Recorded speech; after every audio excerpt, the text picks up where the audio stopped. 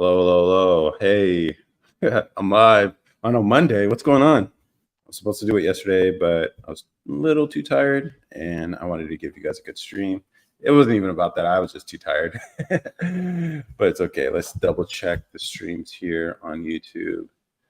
And yeah, we're live there. Twitch. We're live here. Oh, cool. Who is okay? Whatever. Welcome to Table Moments Live. I'm your host and Captain Ayman. This is a podcast where we talk about anything and everything, come up with weird and interesting ideas, laugh our asses off, bring on guests from random places like a live stream on TikTok, and talk about edgy things. I know I look straight laced and safe, but my views are probably more extreme than yours.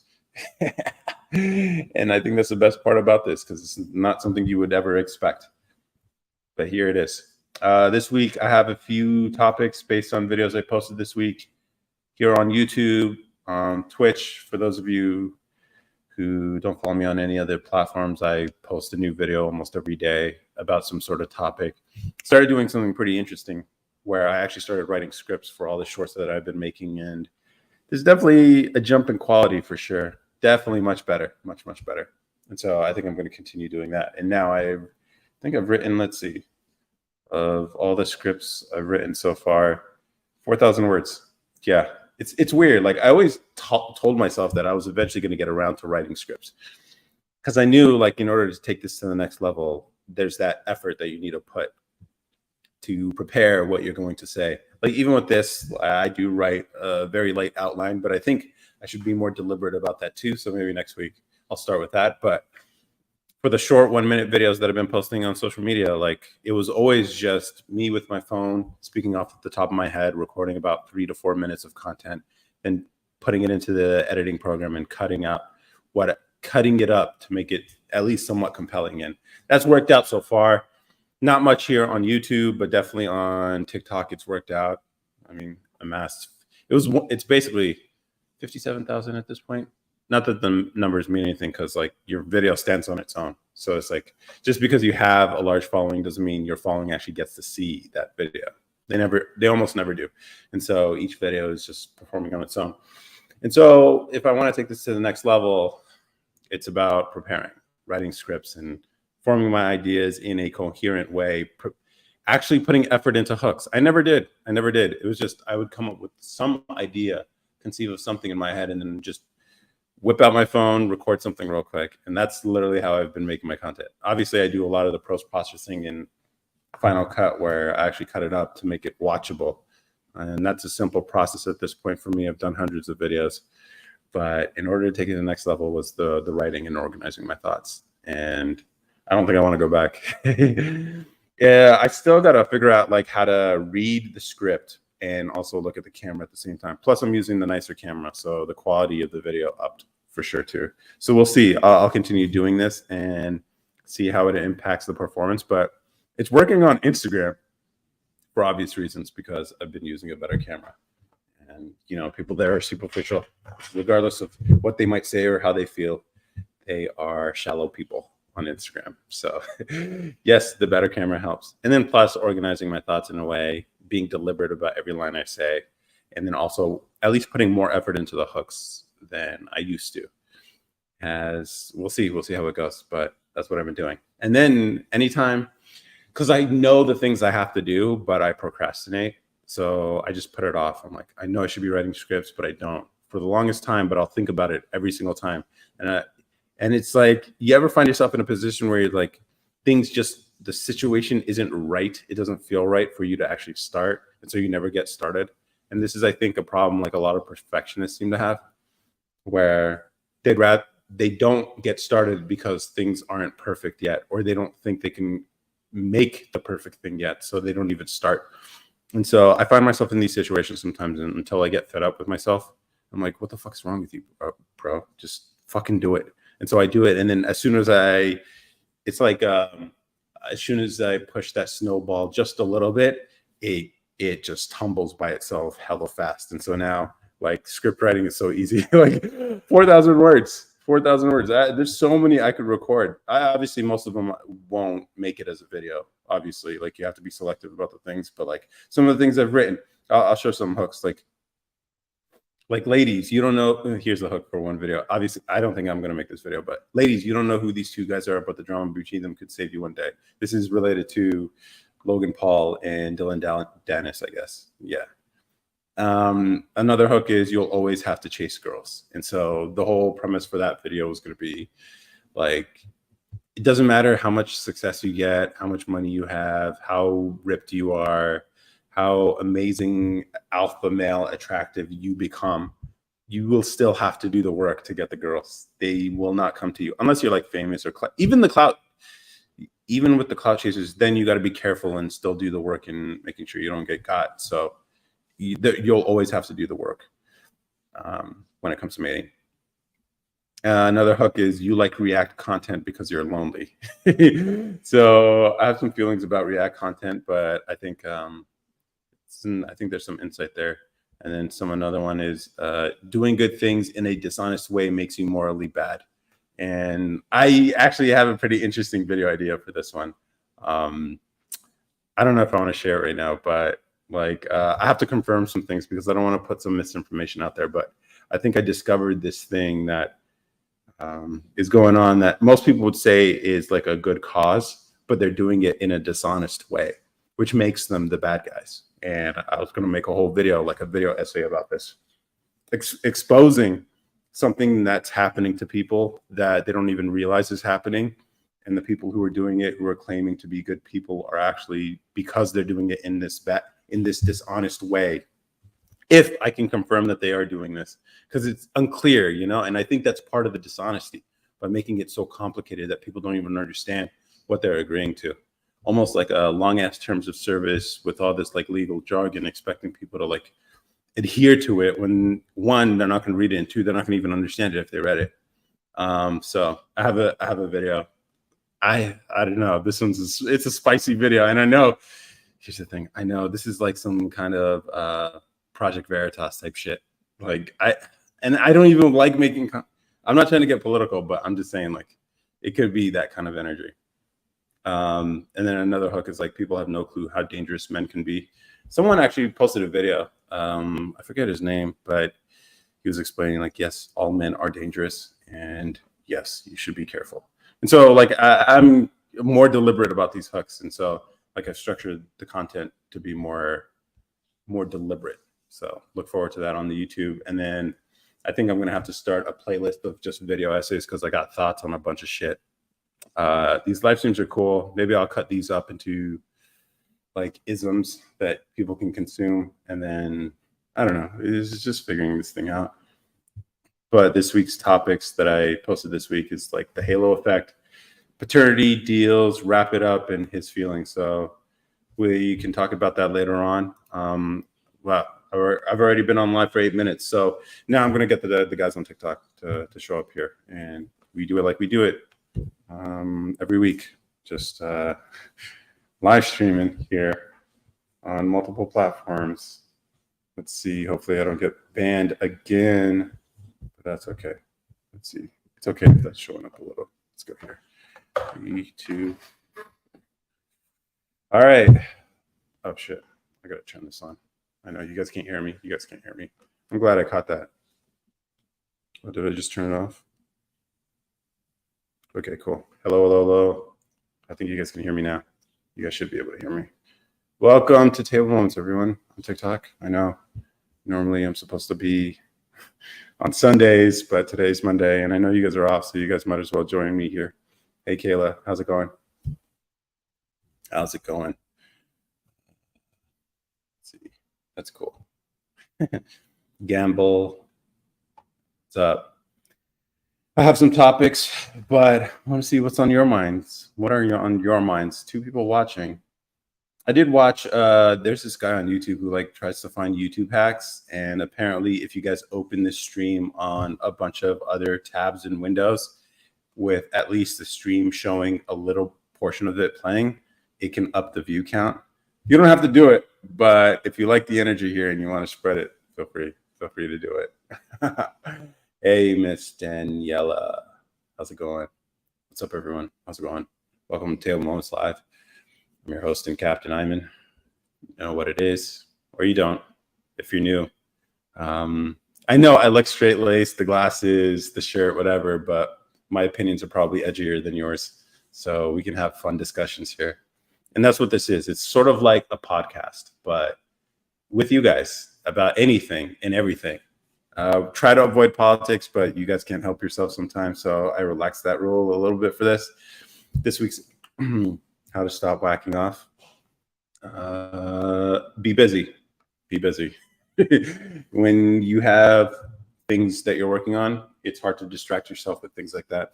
Another thing people also do is like eating's a distraction, and entertainment is a distraction. So just work on something. Hey, Kirk, how's it going? How's it going, man?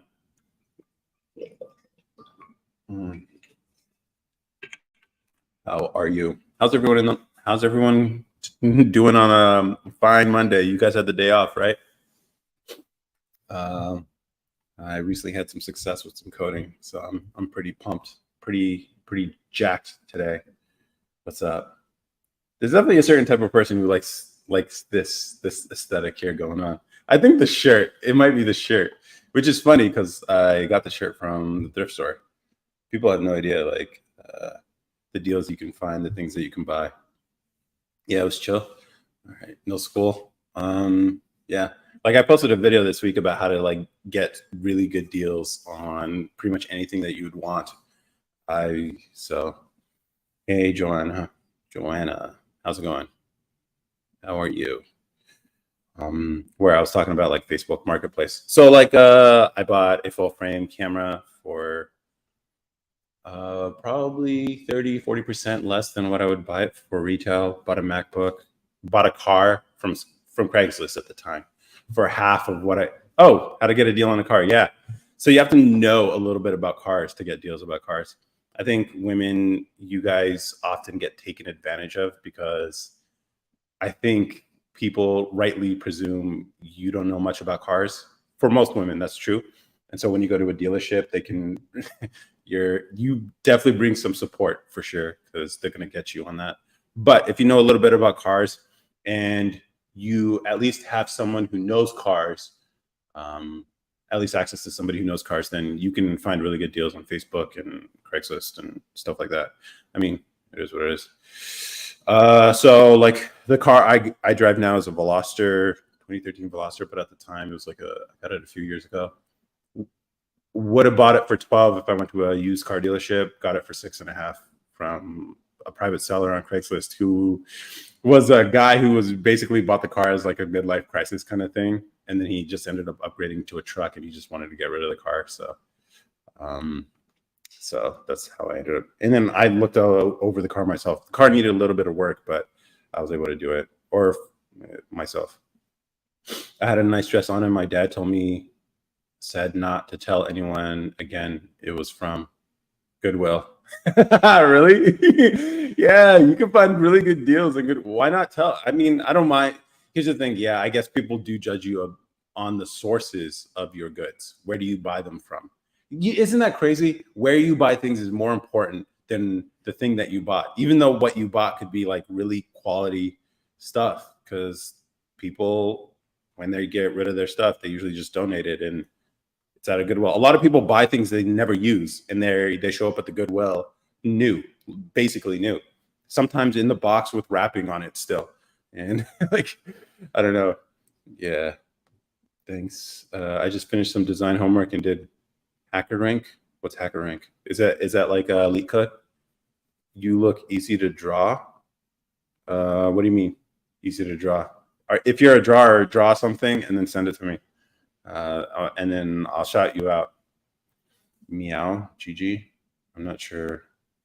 Hey, what's up? Don't get mad at my comments. I'm a girl boss, 3 kids. Nice. Girl boss? Who do you boss around? What MBTI type are you? You look like a ISFJ. What is this? Oh, what do you mean MBTI? Is that the Myers-Briggs thing?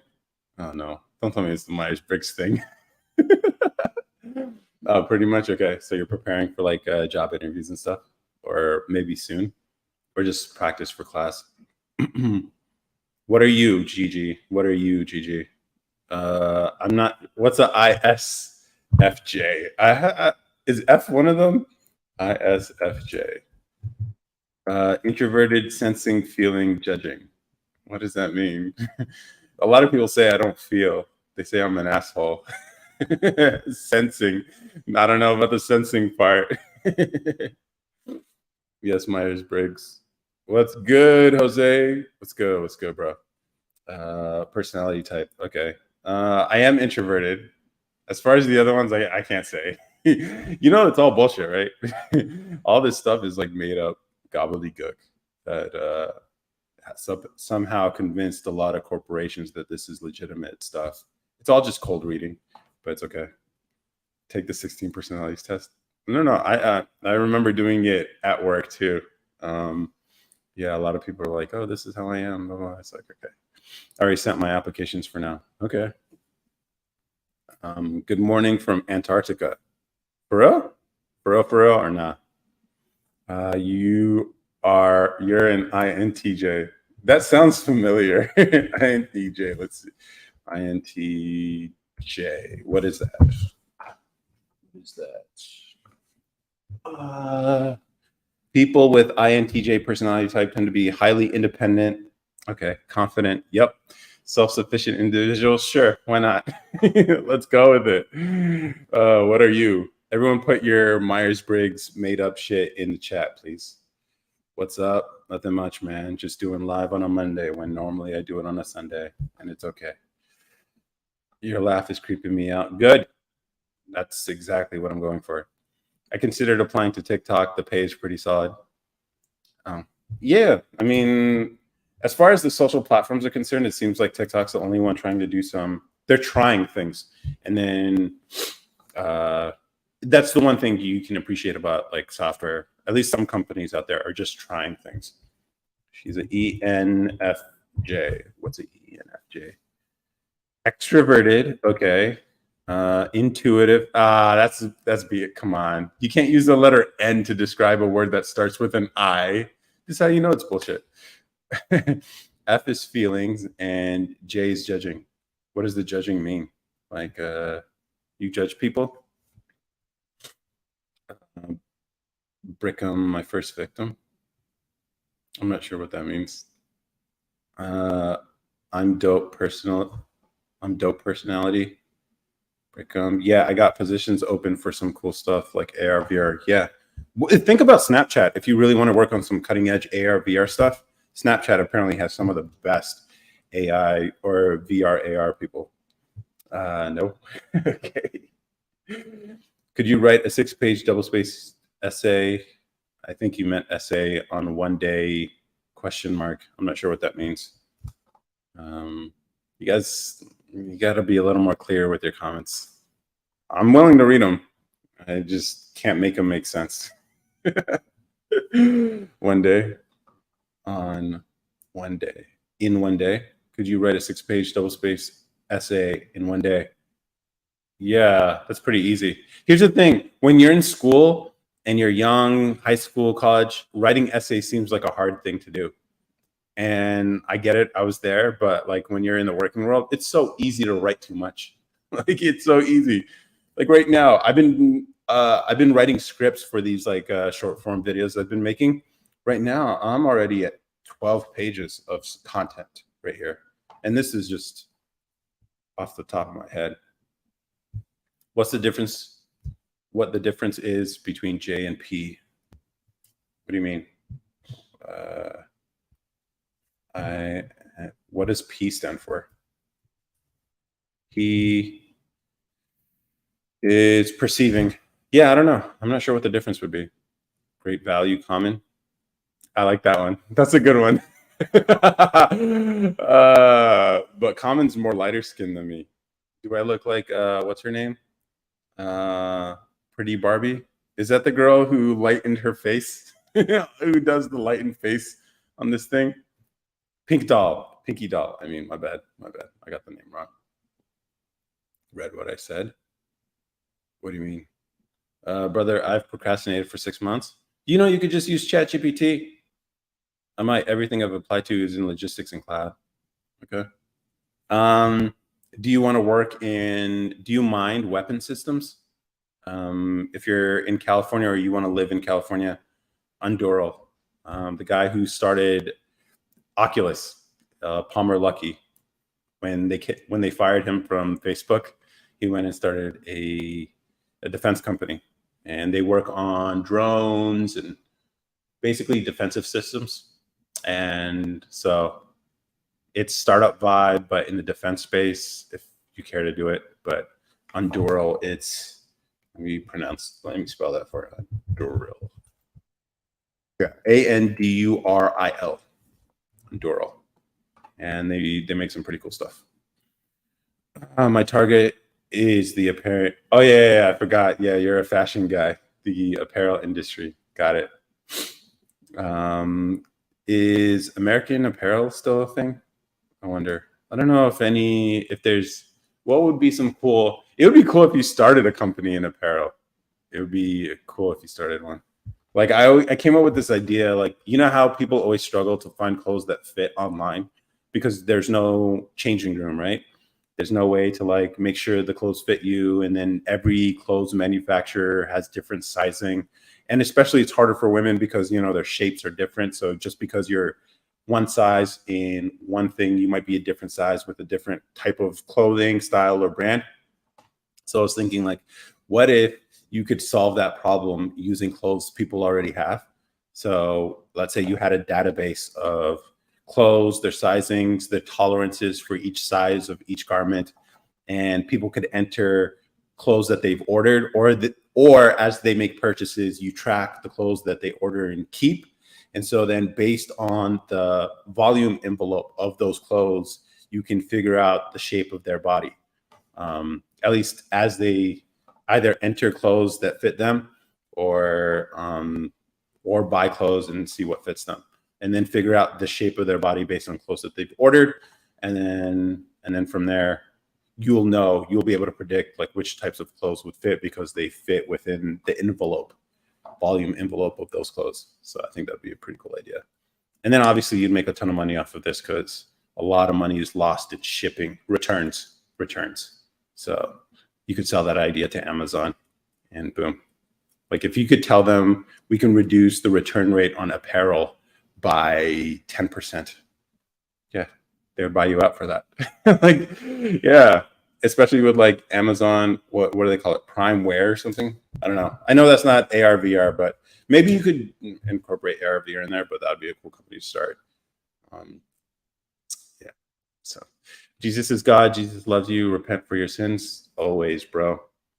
I got contacts at Nike. That's likely where I'll end up. Okay, yeah. Nike's cool too. Nike's cool. I recently just finished reading Shoe Dog by Phil Knight, founder of Nike, and their story is crazy. Like, man, if you want to learn what business is like, read that book. It's just constant grind. Things go wrong all the time, and you're always on edge. It's a lot of stress. But if you're doing something that's important to you and you really believe in your mission, then somehow you're able to pull it off. And yeah. FYP, what's up? What do you mean FYP? For you page? I'm deep into machine learning. Maybe this could be useful for machine learning. I don't know. Like if you're able to predict, sizing based on inputs from all these different garments, that'd be kind of cool. It'd be even interesting. I don't know if this is related to machine learning, but yeah, like being able to, whatever. It's cool. All right. How's everyone else doing though? I know I just got into this whole thing about like, I don't know. I like talking tech, but I know this isn't the audience for it. Once I get my other account to 1,000 followers on TikTok, then I'll start doing tech live streams there. AI is going to eliminate so many jobs, but hopefully it'll create even more. Yeah. Here's the thing about AI. People are worried that it's going to replace people. It won't. It will just enhance people with expertise. Because I've tried using AI to help me solve like software problems and stuff. I like to code. So, but I've noticed when you ask it questions, it sources information from the internet, at least a lot of it. And with software, a lot of it is outdated over time because with new revisions and versions and stuff like that. So it can be giving you old information that isn't relevant anymore. Or maybe the new thing, they made a recent change, it's not included in the AI model. So you're going to get bad information. And so it requires someone who is an expert in that space to understand what's useful and what isn't. And so it will become an enhancement tool for people who do know things. So the expertise will always be required. So that's what I think it'll be. Hey, Omar, how's it going, man? How are you? Haven't seen you in a minute. We will save it for the other account for sure, for sure. Maybe, yeah, we'll save it for the other account. You people. Emily's trying to be spicy here. The picture, well, Miami girl baddie. Has anyone given you shit about your dreads or your braids? I can imagine a lot of black girls being like, "What? Look at her appropriating or whatever." Which I don't know. I think people should be flattered when they copy your style. I think the problem maybe minorities have is when the style's copied and then they don't get credit for it. I think it's a credit problem. Got to pay up for GPT-4, the premium version. It's updated in real time. Okay, that's cool. I still think what I think about it, like if you don't know what to ask it and if you don't know how to vet the information that it's giving you because you're just not an expert in that space, then it's useless. So you kind of have to know things. But I think it will make people who are experts in certain things more efficient with their deployment of work. I think that's what it'll do.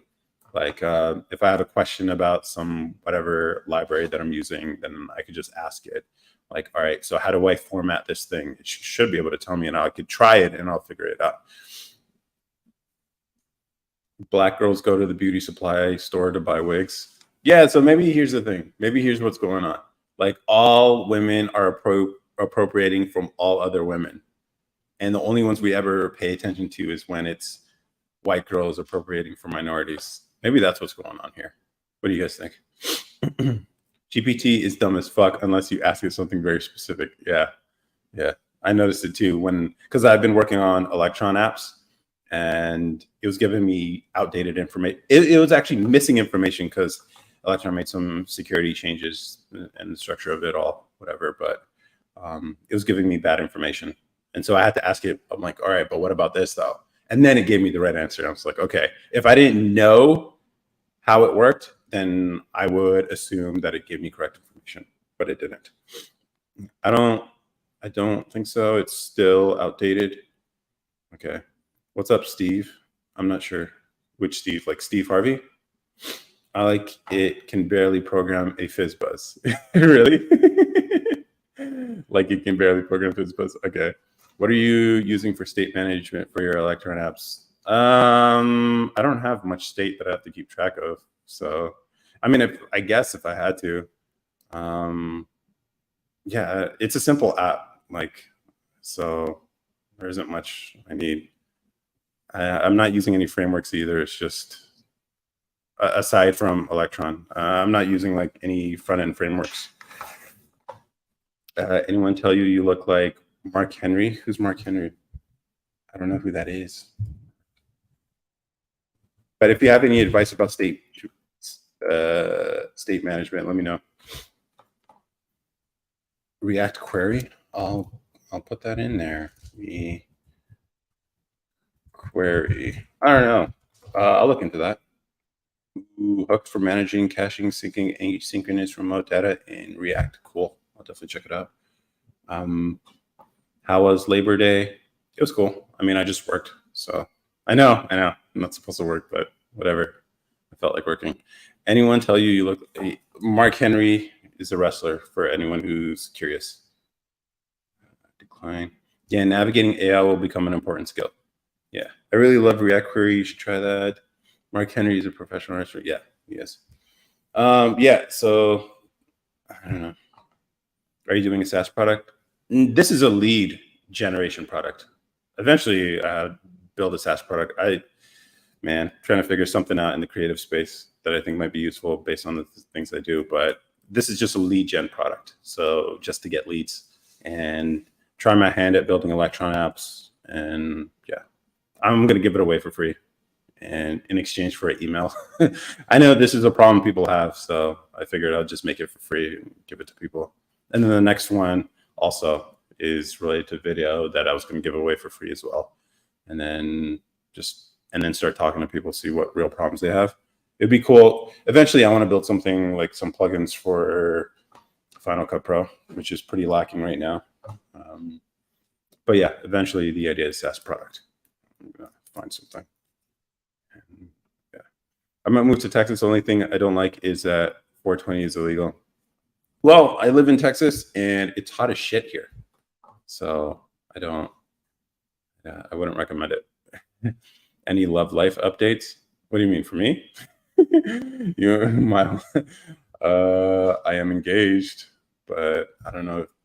I'm pretty sure there's no updates on that. Like it manages leads for you or allows you to find leads. No, this is just something I could give away for emails. That's it. No, it's not managing leads. It's not doing any software stuff. It's literally, I will give this away for free, and in exchange, people give me an email. This is just a lead magnet. Like if you guys had like the whole Alex Hormozy stuff, like getting leads are the hardest thing. But what if you can build something that people find really useful that doesn't cost you anything to run, and you could give it away for free and you get a whole list of people who do creative work. That's the idea behind it, and see if I can do anything with it. Just as a reminder, we are in a simulation. Appreciate it. We are in a simulation, sort of, I guess. I try not to think about it too much. Every now and then the thought will hit me. I'll be like, what the fuck? What's the point of all this? And then I'll snap back into reality, or I guess into virtual reality, and realize, okay, maybe this isn't worth worrying about. If you guys have any SaaS ideas, let me know. Like, I've been looking for something to build.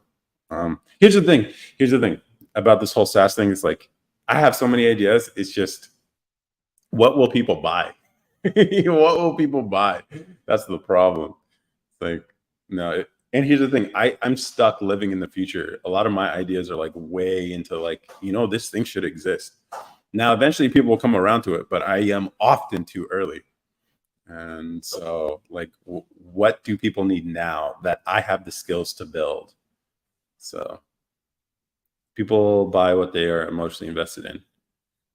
Consumers for sure, but I don't know. Consumers are like hard. B2B is way easier, because with B2B, all you got to show is that your thing saves them time or money or both, and it's an easy buy for them.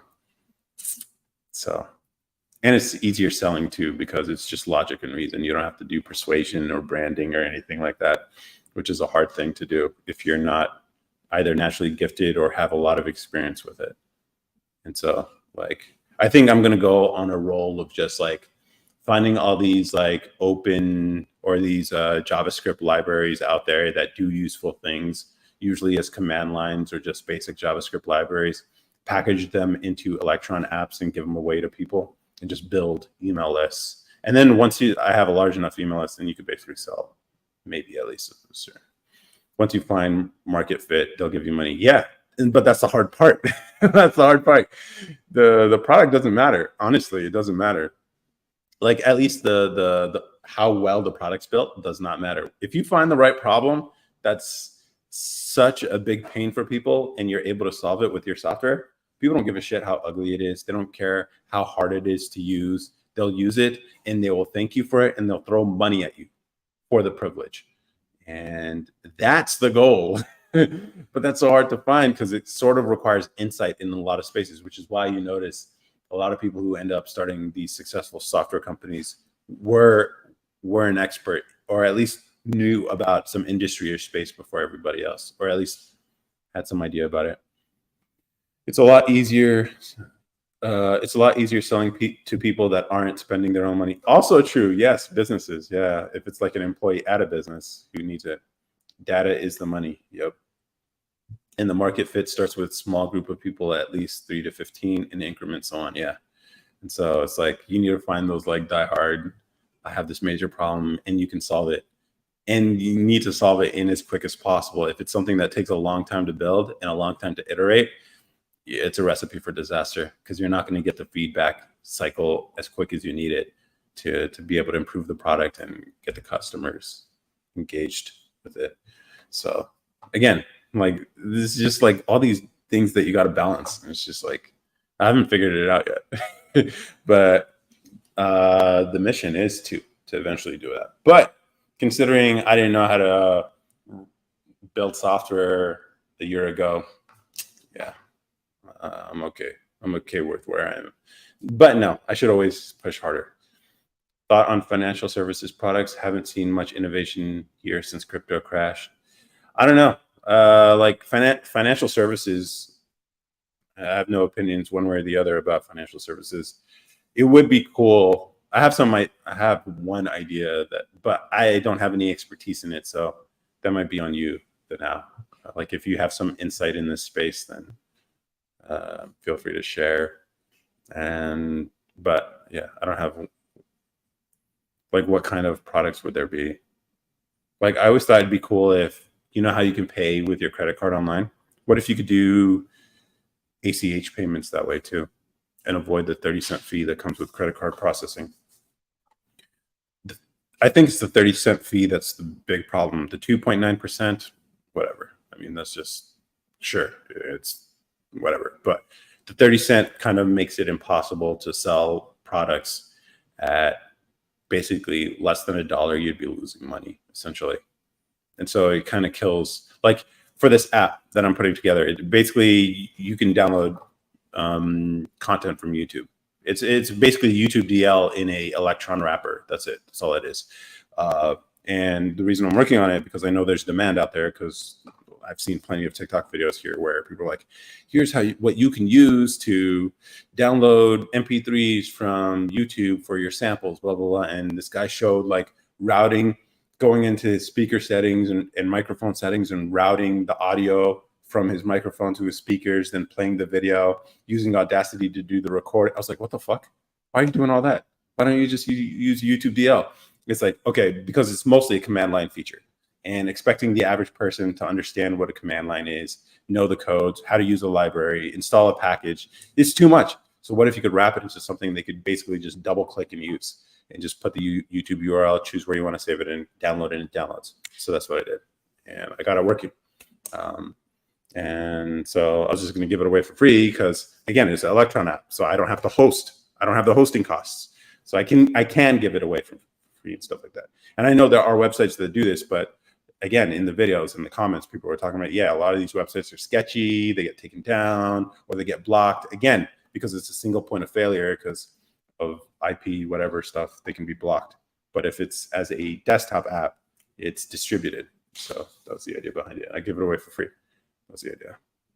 And I'm working on the video one now. So you'll be able to download video for like B-roll and stuff. Or if you want to do reacts, you can take content from whatever. But yeah, bro, I'm definitely trying to figure out how to make that closing program a reality. For sure, dude.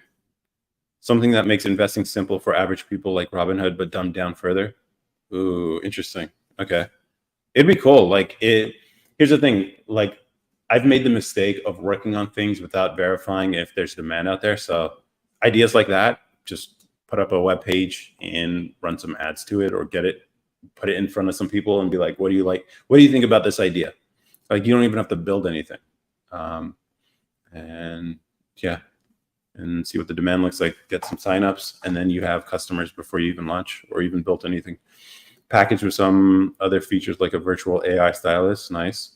I'll try to see if I can do my senior project on that. Okay, that's cool. Other idea is activist in testing, but not ESG, something more personalized. Activist investing. Okay. Yeah. How do you guys feel about ESG? I just watched a YouTube video about effective altruism and Sam Bankman-Fried and all that stuff. And I don't know. When people are like, okay, I want to be more deliberate and make my money and my investment work in ways that align with my personal values and stuff. I'm like, cool. But, you know, when it's people who are founding companies with this motive, I was thinking about this today, like when you've convinced yourself what you're doing, or at least the end goals are noble, you can justify doing a lot of pretty bad things, like maybe using people's funds from your crypto exchange to fund your trading, or make all these promises that you probably can't keep, but you know, you're an effective altruist, so you're trying to make the world better. So you can justify anything. And so that's the dangerous part about that kind of stuff. ESG is good in theory, but flawed in practice. I don't know. The fact that they created a program to bully companies into behaving in a certain way, I don't know. I just don't like the whole idea that you're going to bully people. I don't know, to behave, whatever. I don't know. That stuff. Not really my kind of vibe, my jam. So, but that's what it is. I don't know. Like,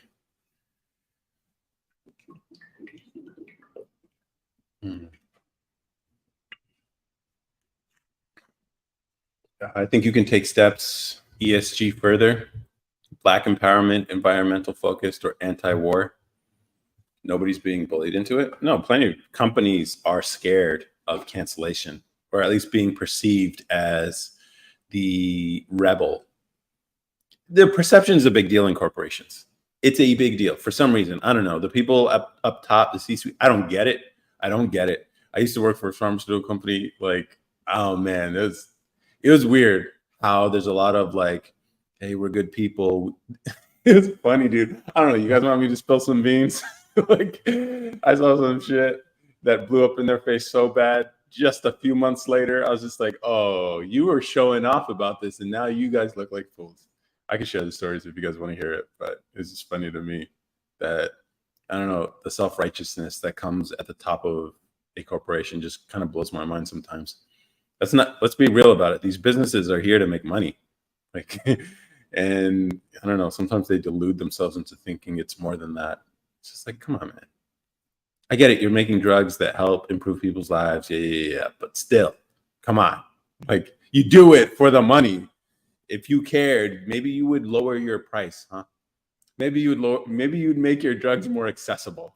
You know, it's like the bullshit I heard. It's an offering that most financial firms have. Nobody's forced to buy it. No, but here's the thing: it's not the financial services or the firms; it's the press that enforce it. That's the problem. It's shame. Shame is used to conduct a business. That's the part that just blows my mind. I'm like, one, I don't understand why people capitulate at all. Like, if I was any of those people, and someone came to me with ESG, I'd be like, you can shut the fuck up about that. And then I would make crack jokes about it. I'd be like, look at can you believe these guys? They really thought they were going to bully us into like whatever this bullshit is. Here's what we're doing personally to put ESG out of business, which is much better and much better use of the funds that we collect. They are doing for the money, but the end investors may have non-financial reasons to get into it. Oh my God, Boris. That's not a new one. That's not a new one, but I appreciate it, Corey. Yeah, that's what everyone says. That's what everyone says. But then when you start looking at because here's the thing, like, talk is cheap. Talk is so cheap. A lot of people delude themselves into thinking they're good people, that they're doing good things because they say they are. But then when you follow the money, it's just like, okay, let's be real here. Let's be real. Corporations don't want to limit their target market, like MJ said. Republicans buy shoes too. Yeah, and I can understand that. It's just like, why? On the other hand, I do respect outspoken founders and CEOs of companies who are just like, you know what, fuck that. We're doing it our way, and I don't care. And then, but you don't see that, because if it wasn't about the money, they would say that. You know, it's very rare that you see people like that, or corporations like that. We're like, no, we're going to run our business on our terms. And if it means, I don't know if people were ever willing to put the business on the line for it, but I would. But here's the thing. I mean, this is all theoretical for me because I'm not in that position. But if I ever am, Yeah, I would be outspoken. It just blows my mind how like people are more careful as they come up, you know? As they get higher and higher levels of success, they shut up. And then the logical reasoning behind it is usually, you know, I'll start speaking out when I get fuck you money. It's like, wait, so when you have things to lose, when you have the status prestige that comes with success and the things to lose by speaking your mind, all of a sudden you're going to start. It's like if you're not saying fuck you before you got the money, you ain't going to change after you get the money. You just aren't. So, but people believe that they will. And so this is the logical reasoning people give to themselves for censoring themselves.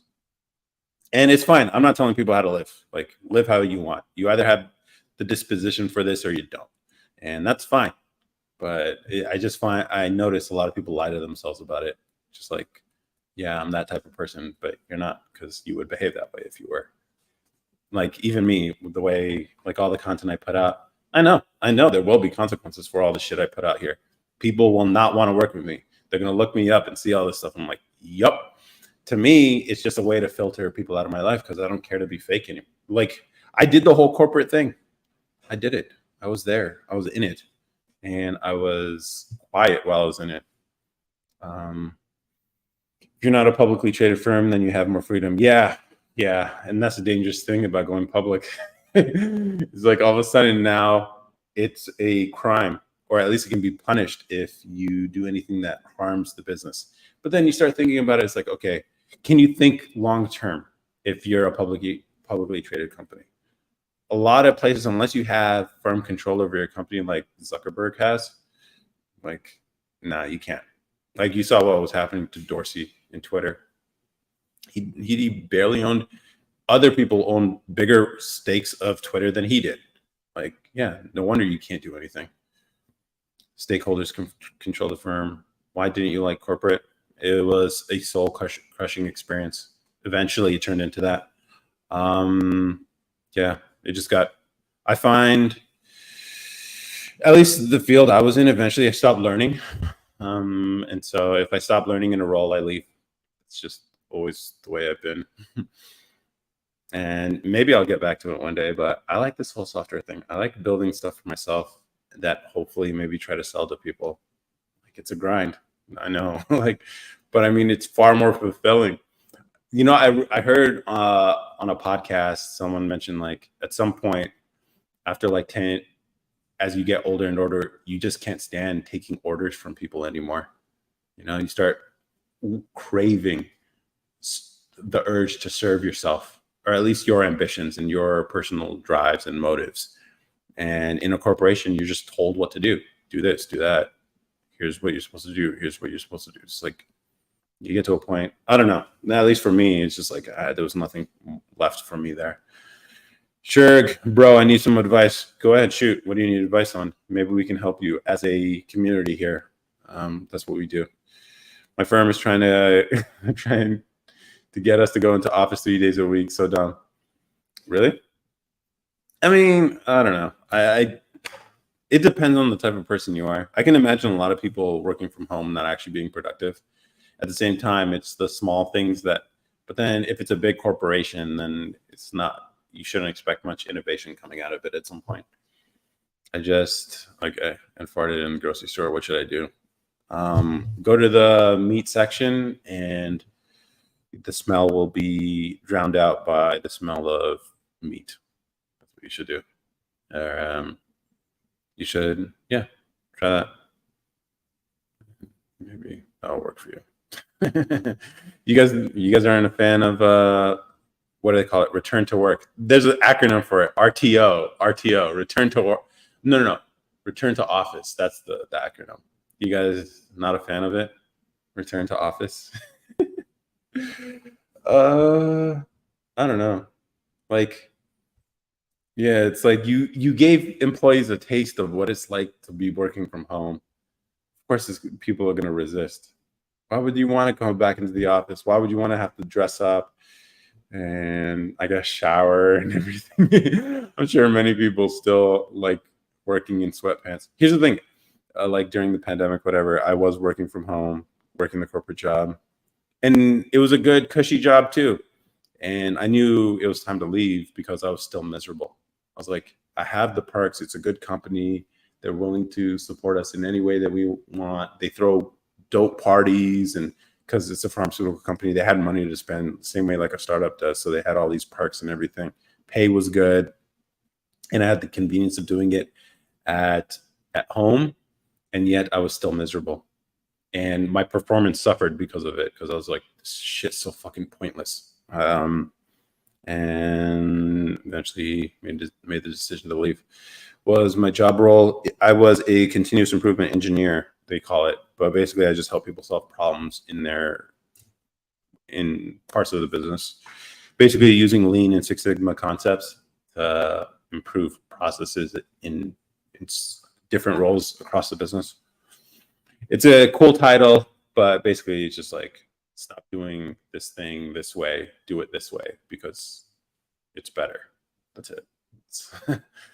Yeah. I'm formally trained as a mechanical engineer, but I got into business ops, basically business operations. And so the cool thing about it is I got a chance to work with so many different parts of the company, different departments, and see how a corporation actually gets run from different roles. And yeah, you learn some things. You learn some things. And it was interesting. If you're not productive at home, you'll probably not be productive in the office. Yeah. I mean, I think a lot of jobs aren't actually productive jobs. They're more like either jobs that need to exist for like whatever regulatory reason, or two, it's a vanity thing, where the corporation likes having that number of employees because it makes them sound better. But like, yeah, I felt my job at some point was like pointless. I was like, what the fuck am I doing here? Like, I can tell people to do all these things. Like, literally, my job was to find, there would be a part of the business of like, hey, we're looking to improve this thing for some reason. It's been giving us problems, whatever. Could you bring some of your Lean Six Sigma concepts to this problem? So we'd go, we'd talk, we'd analyze the situation, we'd figure out all the pitfalls and the things that are going wrong. We'd figure out solutions. And then now it's about going to execute on those solutions. And then people wouldn't do the work. So it's just like, what the fuck was the point? And then when you understand the profit margins of a pharmaceutical company, you realize there really is no incentive to actually improve, like at least the manufacturing stuff, because they make so much profit per unit that they make that even if you were able to reduce manufacturing costs by 90%, it wouldn't affect the bottom line. That's how profitable these pharmaceutical companies are. And so I was like, so my role doesn't even need to exist here because there's no incentive. I need to get a new lavalier mic. Would you recommend the one you have? I think the DJI one is, I think I have heard better about that one. This is cool if you need to. But the DJI one comes with a case, charging thing. They also have clips like magnets and stuff. I can't tell you about the audio quality of those ones, but as far as functionally, the fact that they have a case that you can charge and they're slimmer, and they're more usable in that way. Because like with this one, I have to plug each one individually with the USB-C cord. So I can't recommend this one. Audio's fine. Audio's fine on this. And I think these are more expensive than the DJI one. I have a SaaS idea for you, cloud file management platform for business in Africa. Interesting. Feel free to explain a little more. It's not Sunday. Yeah, it's not. I was supposed to go on yesterday, but I was just too tired. So I postponed till Monday. Plus, I guess people are out. What are you doing here on a Monday, though? That's interesting. Do you normally just swipe through people's lives, just looking for me? I haven't seen you here in a minute. Do you really think that Big Pharma doesn't care about making cures, considering you work there? They're not. They don't care about making cures they can't make money off of. Here's the thing, like, money is a motivator for a lot of these. It always is. Like, just follow the money. So like, and here's the thing, cures. Here's the thing. I was in it. The drug that the main drug that the company I worked for made was basically to cure old age blindness, which I mean, it legitimately did that, but it was something that you would have to go in every like 6 to 8 weeks to get more of. And the sticker price for the drug is about $2,000 per dose. You know what I mean? And I knew how much. Here's the thing: because I worked in continuous improvement, I actually got a chance to work with the accounting department on one project, and I actually got a chance to look at the books to see how much it actually cost. All this stuff, manufacturing stuff. That like I can't tell you the numbers, obviously NDA stuff, but like god damn, they charge a lot for something that doesn't cost them that much to make. But I guess that's all the intellectual property or whatever. And then when you look in the history of how they launched the stuff, and you're like, oh, so they played some shady games to get market share and stuff. It's like, okay, are they really trying to cure blindness, or was this they just happened to? I'm sure the scientists who discover the drugs are actually motivated by that, but they're also paid handsomely to do it. But when you're talking about a corporation greenlighting certain drugs or giving up on other ones, yes, a lot of it is motivated by the potential to make money. That's business. Jorel, thumbs up. Okay. And then you talk about cures. You know, cures aren't as profitable as treatments. Yeah, I totally just swiped through lives looking for you. I was traveling and back now. Oh, where'd you travel to? Currently, as I witness, their process for storing records are a manual process. Yeah, that's an easy SaaS right there. Do they have money to spend on? Like, yeah, currently, as I witness, their process for storing records are a manual process. You're a software developer, aren't you? You can easily build this. Over 5K. Yeah, you're a software engineer. Like, you honestly, the best way to go about seeing this is like, honestly, if you've already witnessed the process, you probably can talk to some people and just like, all right, fund it. Like, talk to enough people and be like, if you guys want to see this, something like this exist, throw some money my way, and I'll build it for you guys. That's what who's that dude? Robert Whaling, I think his name is Rob Whaling, Microconf. That's what he did for his SaaS. Yeah, it's a list of my SaaS ideas. I was in Italy for August. Nice. How was the pizza? What up, Jose? Nothing much. Just running into Nubian white queens out here. You sure it's not milk of magnesia? I looked up the clip, bro. Ability to fly or breathe underwater. Fly. I like flying. Fly would be dope. I don't really care about water. Do we have a classic pod or not? What do you mean? Do we have a classic pod? Yeah, it was a good pod with you, for sure. LOL, not a lot of pizza actually. Oh, really? You're in Italy. Like, I would assume they would have, or like ravioli or whatever. A lot of Italian food. Was it at least? Did you enjoy the experience? Damn, I said classic and you said good. Yeah, it was a really good episode. Like, whoa. You want me to be like, all right, go for it, dude. There's so much more than pizza. I know, but you're American, so why would you want anything but pizza? Hello from Georgia. Georgia, the state? I'm gonna assume Georgia, the state. Oh, we love Italy. Oh, okay. A whole month. That's interesting. Were you able to just take time off of work? No, I'm joking. Okay, girly girl. How's it going? How are you? What's on your mind? What's it like in Georgia right now? How's the weather there, by the way? I've been looking at a place to settle down, and I thought Texas might be it, but it's too hot here. Faith in the building. Faith is regular, huh? Yeah, she was, but I guess she was in Italy for whatever. Yeah, she wasn't showing up here. I guess they don't have internet in Italy, huh? I worked for half of it. It's hot. Damn. Okay, Georgia's off the list then. I'm not hating. I'm just saying, like, you haven't showed up the last month. We got new regulars now. You remember when I said there was like Charlie's Angels? I think you were one of them. You're off that list, by the way. We got some new ones here. Hot but getting cooler. I don't know. It's still hot here in Texas. It's all about Louisiana. Yeah, maybe the time difference would be crazy. Yeah, what is that? Like 5, 6 hours probably from Central Time. So yeah, that was probably in the middle of the night for you. That's why we haven't seen you. But here she is back on the East Coast. And Miami, best 2 states in the country. Florida? For real? I don't hear good things about Florida in the summer. You got hurricanes too, and I'm too old to be an angel anyway. Yeah. Okay. That's fine.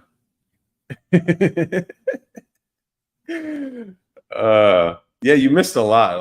A lot has happened on TikTok, and got some viewer every now and then on Twitch. The Twitch guys are weird. YouTube's cool too, but yeah, some updates. But what's on your mind, guys? I have some things to talk about just based on videos I posted this week, but GA is okay if you're cool with having only 2 seasons a year. I just want something that isn't hot but isn't too cold. So if it like gets around 30 degrees is the minimum Fahrenheit that I think, because like I'm thinking of a place for me and my fiance, right? Like I think it would be like 100, like this temperature. If it's over 100, definitely no. If it's like 90 is probably the highest I would want to tolerate longer term. Yeah, fiance. Yeah. Postiano is about 6 hours from Eastern time. Oh, okay. So it's 7 hours for me. This man tried to sneak in the word fiance. Fiance, I've missed so much. No, I thought you guys knew. Did I talk about it? I just wanted to talk about it. I usually just say my girl, but I mean, yeah, I think I'm going to go back to saying my girl because you know how ladies get when you talk about like fucking rings and shit. Oh, fiance, I've missed so much. No, it's not. It was always never mentioned before that he proposed to his Nubian white queen. I knew you were trying it out. Trying what out? No. That one time that didn't happen. This is a whole different thing. Same person, but it's a different thing. I could have sworn I mentioned it. I don't know. I don't even remember. Honestly, a lot of the times I don't even remember what I've said. I've made so much talking head content out here. You definitely didn't get on. Yeah, no, I didn't. I didn't. I didn't even pop a question or anything. It was weird how it happened. But it's cool. I think it fit us. So literally, because it's not like I don't know. Email. That's funny. Sort of actually, it was FaceTime. No, not even FaceTime. Like we've talked about it for a long time. So we had a long discussion. I was thinking to myself, like, why don't people do it this way, where you guys actually talk about it instead of like, oh, surprise her. No, screw surprising her. Like, what are we, entertainers? Are we clowns, fellas? No. It's like you have the discussion and and then the ring. Yeah, here's the crazy part. Like, I ordered the ring online. I found a Etsy guy who does this stuff, and he makes some pretty cool rings. So I was like, ooh, let me grab that. And then, but I was going to be traveling. I was going back to California for my sister's graduation. So I was like, you know what? And I wasn't going to be home to pick it up because I was going to go from California and then go visit her in Chicago. And then, so I had it shipped to her. So she had the ring the whole time, but she didn't open it until I got there. An Etsy ring. Yeah, it's an Etsy ring. I don't know. Don't sleep on Etsy. They got some good stuff there. He seemed like the type to propose via email. Yeah, all right. Glad she said yes. I didn't even ask. Would it be interesting to see? Would be interesting to see a live TikTok proposal? Why? No. I hope that era of like, I'm glad that era of like doing these elaborate proposals is just dead. Like, we don't need to see that shit. I thought you would have got the ring via Facebook Marketplace based on your TikTok. Honestly, I should have done it. Now that I think about it. But I did think about making the ring myself because like I like making things. I'm a crafty guy. I'm a handy guy. But then I did the math on it and I was like, this doesn't make any sense. The amount of time and effort I would have to put into making a ring. And I was just like, it would have been cool. Hey, we got another regular. It's been a minute. So you're moving to Chicago? No. I'm trying to figure out a place for us to live right now. So Texas is not it. She likes Chicago, but Chicago is a pretty corrupt city. So I'm not trying to get Yeah, you proposed. I didn't propose it. I got a ring. She wears it. That's what it is. That's an interesting shirt. It's business and sporty all in one. Yeah, and I got it from the thrift store. Isn't that cool? Chicago is a nice, very walkable city for me. Professional yet breathable. Yeah, it is yeah. That's like it is a cool city in the summer. It's very walkable, but it's corrupt, and in the winter, it's cold as shit. It's way cheaper. I 3D printed my wife's ring here in NYC. Designed it myself. I'm an architect. So, oh, nice. Do you have any pictures? Fitness logic, motivation. Nice. Yeah. See, that would have been cool too. Just 3D print it out of wax and then take it to like whoever, a jeweler or something, to get it cast. And then maybe you can buy a diamond, lab grown diamond online, obviously, because we're not trying to get a blood diamond out here. And then have it set, polished, and then you just give it. When you want to 1v1 someone right after the meeting. Yes. Yo, if anyone knows any shirts like this, let me know. I just got lucky with this pick. Yeah, congratulations. Thank you. Every city is corrupt. That's true. Well, yeah. Well, I don't know. But Chicago is the most corrupt one. Like, how do you think Obama came out of there? People don't put two and two together. It's crazy. There's a reason why it was the setting for The Dark Knight. Because it's probably because of location. It just looks like a corrupt city. But I don't know. Can you show us how the buttons on the shirt work? Nah, you're trying to get me to strip. There are other diamonds that aren't blood diamonds. No, I mean, diamonds are diamonds. So, like, they're just monocrystals of carbon. Like, chemically speaking, lab diamond should be the only ones guys should go for. The rest of it is just marketing. If the diamond ain't picked by a teenager from Sierra Leone, I don't want it. Yeah, it needs to have some imperfections. I need to see some African blood and sweat and tears come out. Move to the Bay. We can be couple friends. No, not the Bay. Don't people shit in the streets over there?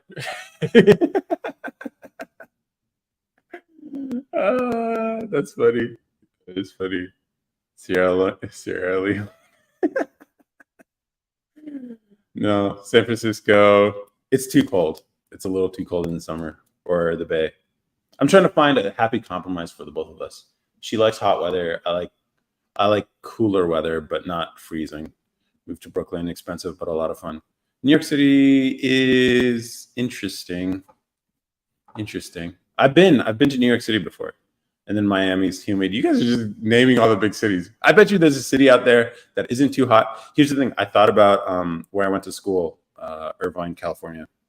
Now, you are in California, unfortunately, but Irvine is I think it's more conducive for families and have a university there.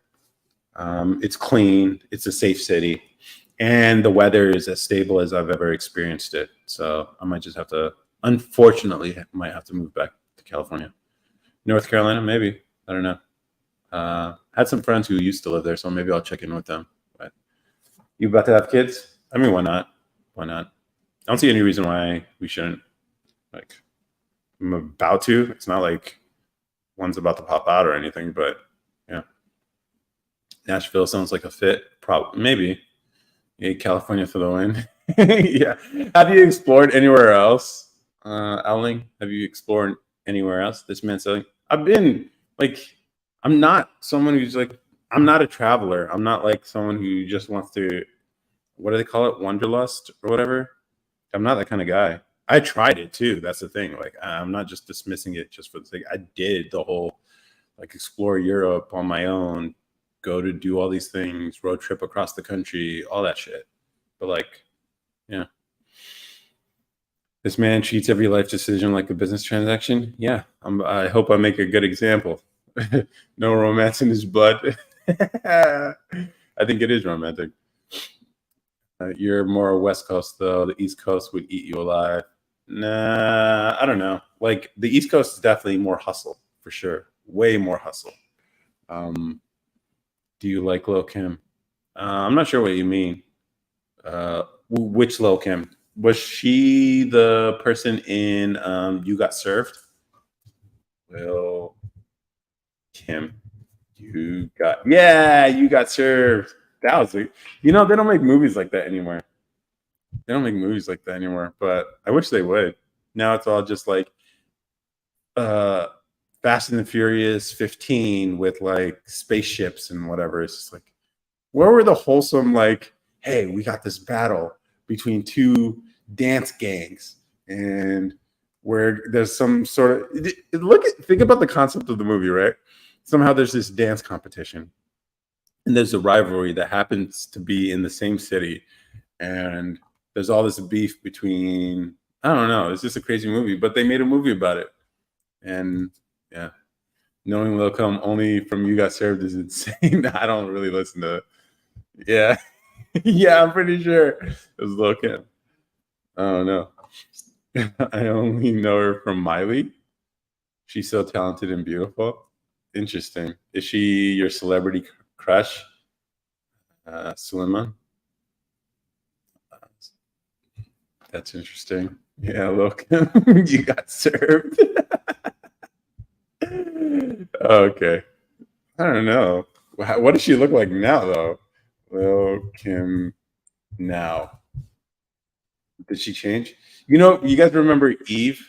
She ended up like marrying some German business guy or some shit.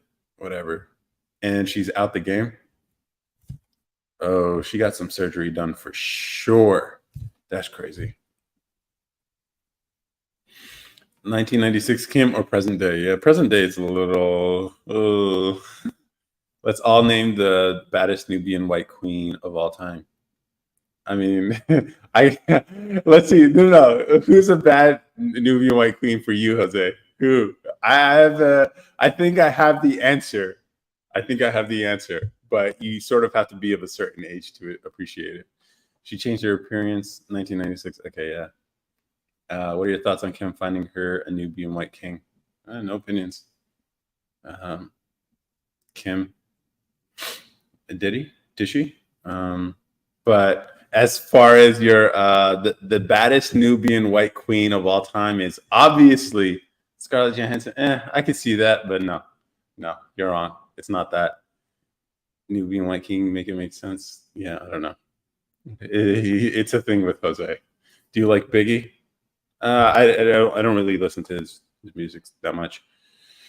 But the baddest Nubian white queen, I think most guys would agree, is Topanga. If you know, you know. Topanga. Yeah, Topanga. See, you don't really know. Guys, you guys know? You guys know? Does anyone know who I'm talking about? Rachel McAdams? For real? Oh, you like all right, so I'm understanding you. Okay. I'm not sure what Nubian White King means. Oh, you went way back. I'm Arab. Topanga was cute, but a little overweight. All right. But she's Nubian though. I wish I wasn't. Yes, Boy Meets World. Okay, cool. You guys know who I'm talking about. Topanga. That was it. For a lot of young men, that's what it was. Like, I don't know what this stuff is, but Kelly Kapowski was better. I don't know who that is. Is she a Nickelodeon girl? Kelly Kapowski. Is this from what show? Saved by the Bell. Oh, I never liked that show. But okay. Okay, Saved by the Bell. Kelly is more Hollywood beautiful. Yeah, that's Hollywood. That's the thing. Like, there's a certain type of look, right? There's one that seems attainable, and then there's one that just seems so like out there that it's not relatable at all. Wagga Wee, how's it going, man? How's it going, man? You wish you weren't. Oh, you're Arab. I wish. Why were you? Why wouldn't you wish? What's wrong with being Arab? What's wrong with being Arab, Solomon? Kelly from The Office. Okay, now we're just choosing mids. Come on. Office. What? What's her name? Uh, she's not a Nubian white queen though. That's the problem. Topanga didn't have that wagon, bro. You just said she was a little overweight. What are you talking about? Topanga. Topanga. Images. I don't know. Maybe I'm misremembering this, but yeah. She definitely looks different. Mindy Kaling, yeah. I don't know. That's definitely not a Nubian white queen. But neither did Kelly though. Yeah. Man. I don't know. Even back in the day, I knew how red pill I was. Like, there were some things in Boy Meets World. I'm like, what the fuck is wrong with this dude? I was like 9, 10, whatever the fuck. I was just like, nah, that's cringe. Whatever. Why you tripping over this girl, bro? I didn't know we had a term back then, but yeah, no, I don't understand that at all. He was sweet. No, he was. I can't say it because I'd get banned. But I think you know what I mean. Nah, that guy is soft. He was soft. Am I right, Jose? Cody was a softie. And yeah, nah.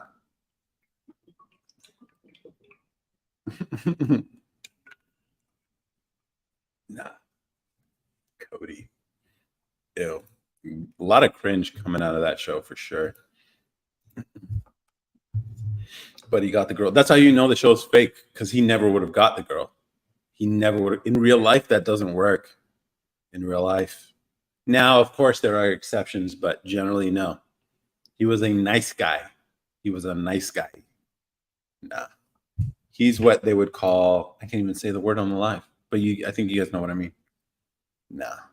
Boy Meets World. It was just, man. No, I'm just being honest. Guys know this does not work with women at all. Nice guys get girls. No. Nice guys, girls settle for nice guys. Settle with, not with, for, I think. They settle for the nice guy, but that's not what they want. It's not what they want. They want guys with a bit of edge, a little spicy, but then also has a soft spot for her, but sometimes has to check her, you know? Marriage is settling? No. What do you mean settling? A little Latin spice? Yeah. Is that what you bring in your relationship, Jose? You're a little spicy, huh? Cracking jokes all the time. If it's anything like how you are here, yeah, she's probably entertained. She's entertained. That's what you got to do. That's what you got to do. I don't know. Like, it's exciting. That's what people want, an exciting relationship. You're not looking anymore when you're married, you settle. That's not what settling means. You know about Spice too? Yeah, I know. Yeah. I'm cracking jokes all the time. All the time. If you're not a little mean is the wrong word, but it's sort of the vibe. I've seen your spice chip video. What spice chip? Oh, really? Okay. Yeah. I don't know. I'm a little too edgy for most people. It's a wonder you guys even like watching this. But where you made the spicy chips, yeah. I don't know. I like cracking jokes that I think people get a little too offended from. But I think it's also funny because I look like someone who doesn't speak that way. And so I think that's the weird, like, kind of vibe I give, which is interesting. Did they come out good? Be real. The curry ones are bomb, dude. Go get some white cheddar Cheetos with some curry. Yeah. They look buku dry. I mean, Cheetos are dry. That's Cheetos. The Cheetos are supposed to be dry chip. No, you do. No, you do. Like, what the fuck? Like, you want some wet chips? What the fuck? What is this? You're not in Puerto Rico, bro. Yeah, it's supposed to be dry, but I swear to God, curry powder, yellow curry powder on some white cheddar Cheetos, dude. And then if you pair it with some hot Cheetos, yo, it's fire. It's fire. I don't even like Cheetos like that. I don't even like them like that, but they're are hella good. You got to put lemon on some spicy chips, bro. Maybe some like lime or something, lemon, something like that. I'll try it. I'll try it. I'll try it for you. So yeah, it's a pretty good game changer. What about that tahini stuff? I hear.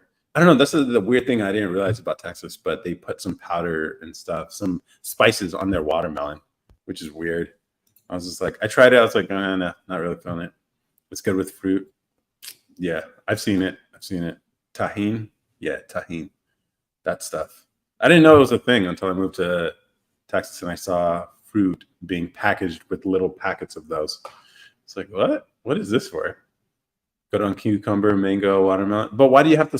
The fruit tastes good by itself. Why didn't you just spice it up? It's interesting, but I don't know.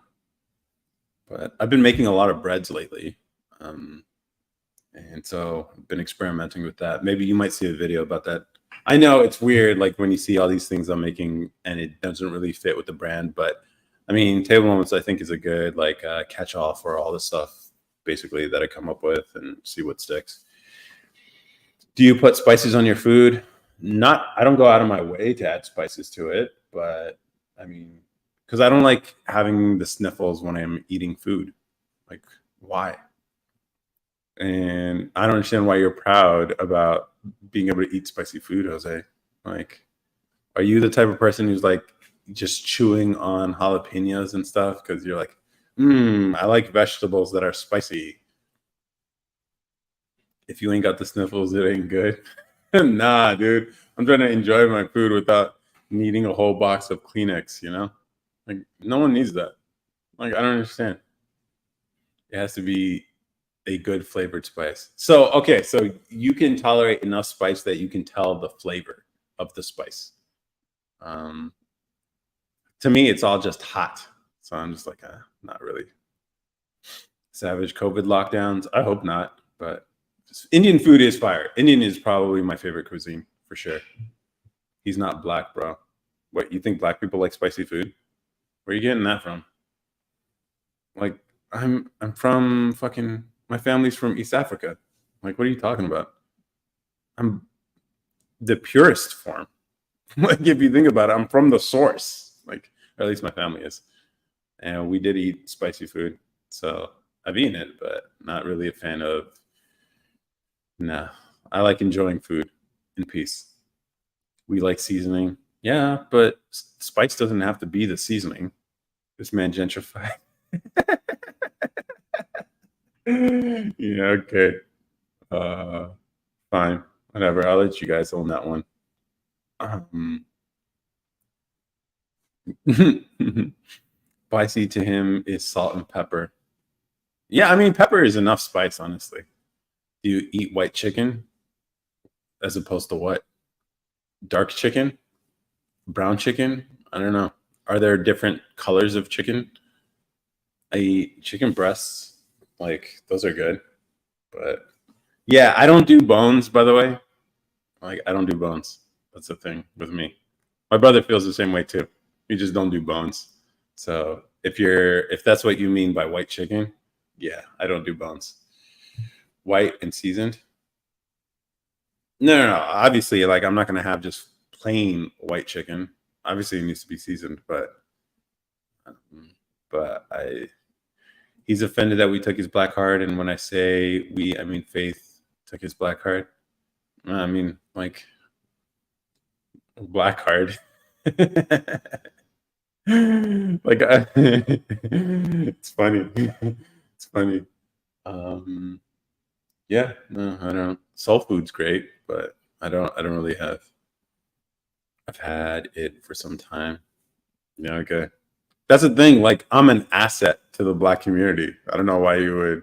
That's the funny thing. It's like, yo, it's funny, which is why it's always interesting when people are like, "Oh, you must only date white women, whatever." It's like, yeah, okay.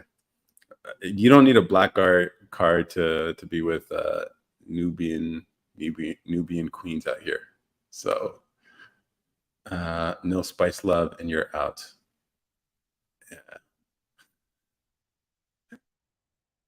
Yeah. Black card. It's interesting. card. I guess you have to care what. Yeah, I don't know. Because that's the funny thing. Like, no, I don't even have to talk about it anymore.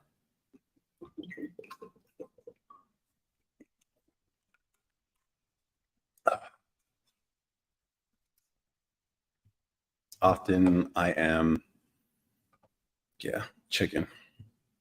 Saying you like soul food is trying to overcompensate. It's pretty good. Cornbread is great. Like, I like bread, so cornbread is pretty bomb. Not a fan of grits. Collard greens, I don't understand that one at all. Like, nah, you can keep that. Mac and cheese is obviously bomb, especially when you got the crumbs on it. Um, Fried chicken, if they always serve it with the bone, yeah, it's just like, why do you got to do the dark meat? Like, just give me some chicken tenders, you know? Like, you ever seen that Key and Peele skit where they try to out black each other by ordering out of soul food? No, I haven't seen that one. It's funny. I'm gonna have to check that one. Key and Peele, Key and Peele, soul food. Definitely gonna check that one out later. I don't know if I didn't have any.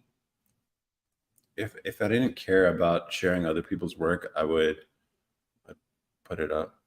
Uh, your food is hella basic. Okay, it's good. I did look it up. Good night, Faith. Maybe we'll see you more often now that you're back stateside. Otherwise, yeah, enjoy the rest of your week. Faith is so disappointed in you. She's thinking, yeah, that's probably true. Very true. Soul food. She had no, yeah. This one looks funny. Do they still do Key and Peele stuff? No, they probably don't. Yeah, that card. I mean, maybe I could get it back if I start eating plantains or some shit. Or if I start like, maybe I should just put on a do-rag. I thought it would be funny. Let me know if this is funny. But like, you know how I look, then the way I sound, the way I carry myself. But I think it would be funny for like just a day, maybe for some content. I go extreme black. So I get a chain. I don't know. I was having this conversation with my brother and his friends. They're talking about like what do they call those chains? Um, Damn, they're like Hispanic or something. What do they call them? I think you know what I'm talking about. Like what do they call it? Cuban, whatever. Cuban link. There you go. Yeah, get a Cuban link. Maybe take off my belt. Maybe get some J's or something. And obviously, I'd have to take the glasses off, and then just like, and then try to learn a little bit of, yeah, and then just like, what's up, fellas? I don't know. I don't know if I can even do it. Definitely can't wear the shirt. Yeah, I'd have to switch up the shirt. Maybe I'd go like 2, 3 size bigger in a white tee. Yes, I got to line up the beard for sure. I'll do that too. Then, and then maybe I'll. No, is it too extreme to be? No, I'm not gonna say it. That's gonna get the live banned. It's funny. Like I could say all this stuff jokingly, but the algorithm can't tell that I'm black too. Well, I guess I didn't know you're gonna make a joke about that, but go ahead. I know you need to.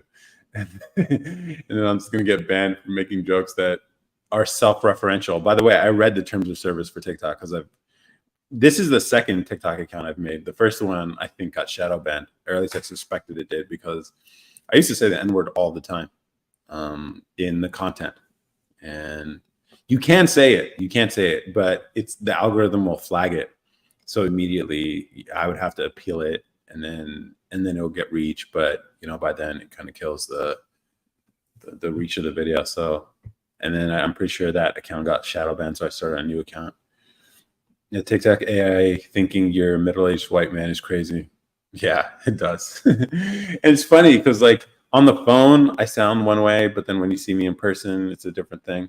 And so like I guess my people won't accept me, their people won't accept me, so I live somewhere in between, and this is my life. It is what it is. And I don't let it bother me either, because it's like my whole life has been like. And here's the thing. I think the thing is, I think a lot of people feel pressured to be a certain type of way because of how they look, or they want to feel like they're part of a group. For me, it's always been like, I'm gonna do me and I don't give a fuck what anybody else thinks, which I think is the black male attitude, like not giving a fuck about what other people think. And so I think there would be some commonalities. Well, obviously, people would judge me based on how I sound and how I look. But the funny thing is, our mindsets are probably aligned. And so I look some type of way. I probably seem like I have certain positions on certain things, whatever. But then as soon as I open my mouth, people are like, damn, this guy's more extreme than like most people you'll meet. And yeah, I am. If you could be any other race, what would you choose? I wouldn't. I wouldn't be any other race. That's just the male attitude. At least I hope it is. Nah, dude, this is so rare, bro. It's so rare. So rare. Like, people are, at least the people I grew up with, East Africans, they are a certain type of way. This whole like saving the face, don't embarrass the family kind of attitude thing. I think it's common among a lot of immigrants. It's something I could never get behind. And then, they compare kids with each other. It's like, why can't you be like them? Why can't you be like that? Blah, blah, blah. And this is what you're hearing your whole life. And for me, I've always been like, have this rebellious streak to me. And I'm just like, you know what? Screw all of you. I'm going to do me. Yeah. I like reading books. I also like 2A. I don't know if I can say it, but they're just machines to me. I like all these, like, whatever. Pick one race to be 24 hours just for shits and gigs. What would be an interesting one? What'd be cool? It'd be cool to be Asian. Just to see what it's like I think that would be kind of cool to be Asian for a day. Go to Japan. So, because I'm pretty sure Japan's a little weird with black people sometimes, if you know what I mean. So it'd be cool just to see what it's like. I don't know about Japan. Maybe Korea. Asian would be interesting to experience. White Nubian queens love Asians figures. No, they don't. They don't. What are you talking about, man? No, they don't. Asian men have it just as bad as black women have it. Hey, Vicky, how's it going? Yeah, no. Asian men in China, you're like a celeb. Oh, for real? Black people are, I don't know. Well, I guess I would be, because I'm like a big guy. Mother, wife, senior, automotive engineer, photography studio owner. Hey, Alana, how's it going? Dang. Yes, it was crazy. People want to take pictures with you and stuff. Is that how it was? Did you have to deal with any like racism or anything like that? Were there places you couldn't be a part of? Apparently, that's a thing in Japan. I think I've seen some videos where people are explaining, like, yeah, there's certain places that are Japanese only. If you're a gaijin, you're not allowed. So it'd be interesting to see the other side. Russian would be interesting. It'd be interesting to be Russian. I wonder what that's like. I know you said race, but I mean, like, I think it's more nuanced than that. Yes, and sneak pictures, no racism, but they would stare at me all the time, no matter where I would go. Okay. Yeah, that would be interesting. So if you wanted to explore China without actually having that happen to you, then that'd be cool. Then you could just be Chinese for a day. All right, Alana, the question to you: if you could be any race for 24 hours just for shits and giggles, what would you be? What would you be? Let's see. I can't think of anything else that might be interesting. I mean, being white, I don't think it's that interesting. Yeah, maybe you might have some advantages in some certain ways or whatever, but like 24 hours isn't really much to capitalize on it. Everyone wants to say Latino, but they don't. It's okay. Dang, that's a hard question. Is it? I don't know. Everyone wants to say Latino? Why? That'd be interesting. Like, what would you do, Jose? What would you do? Would you want to be black? I can see you wanting to like mess around with being black and then you just drop in. You know what I mean? You just hooping on the court, just like, and then the amount of shit talk you could be able to do if you're a black man. That's a pretty big advantage, you know. Like I did have one of these a video I posted a long time ago where I was talking about like black people can say things our white counterparts can't, and like we kind of have obligation to serve others with disability. So wow, this man said, I want to be black hooping. Yeah, for sure. You totally would, bro. You'd be like, damn, I could, my vert. Yeah, your vert would improve by like 12 inches or some shit. You'd be dunking. You'd be Mongolian. Why Mongolian? Oh, man. You want to be related to Genghis Khan for like one day? It's like you got warrior blood in you. Is that it?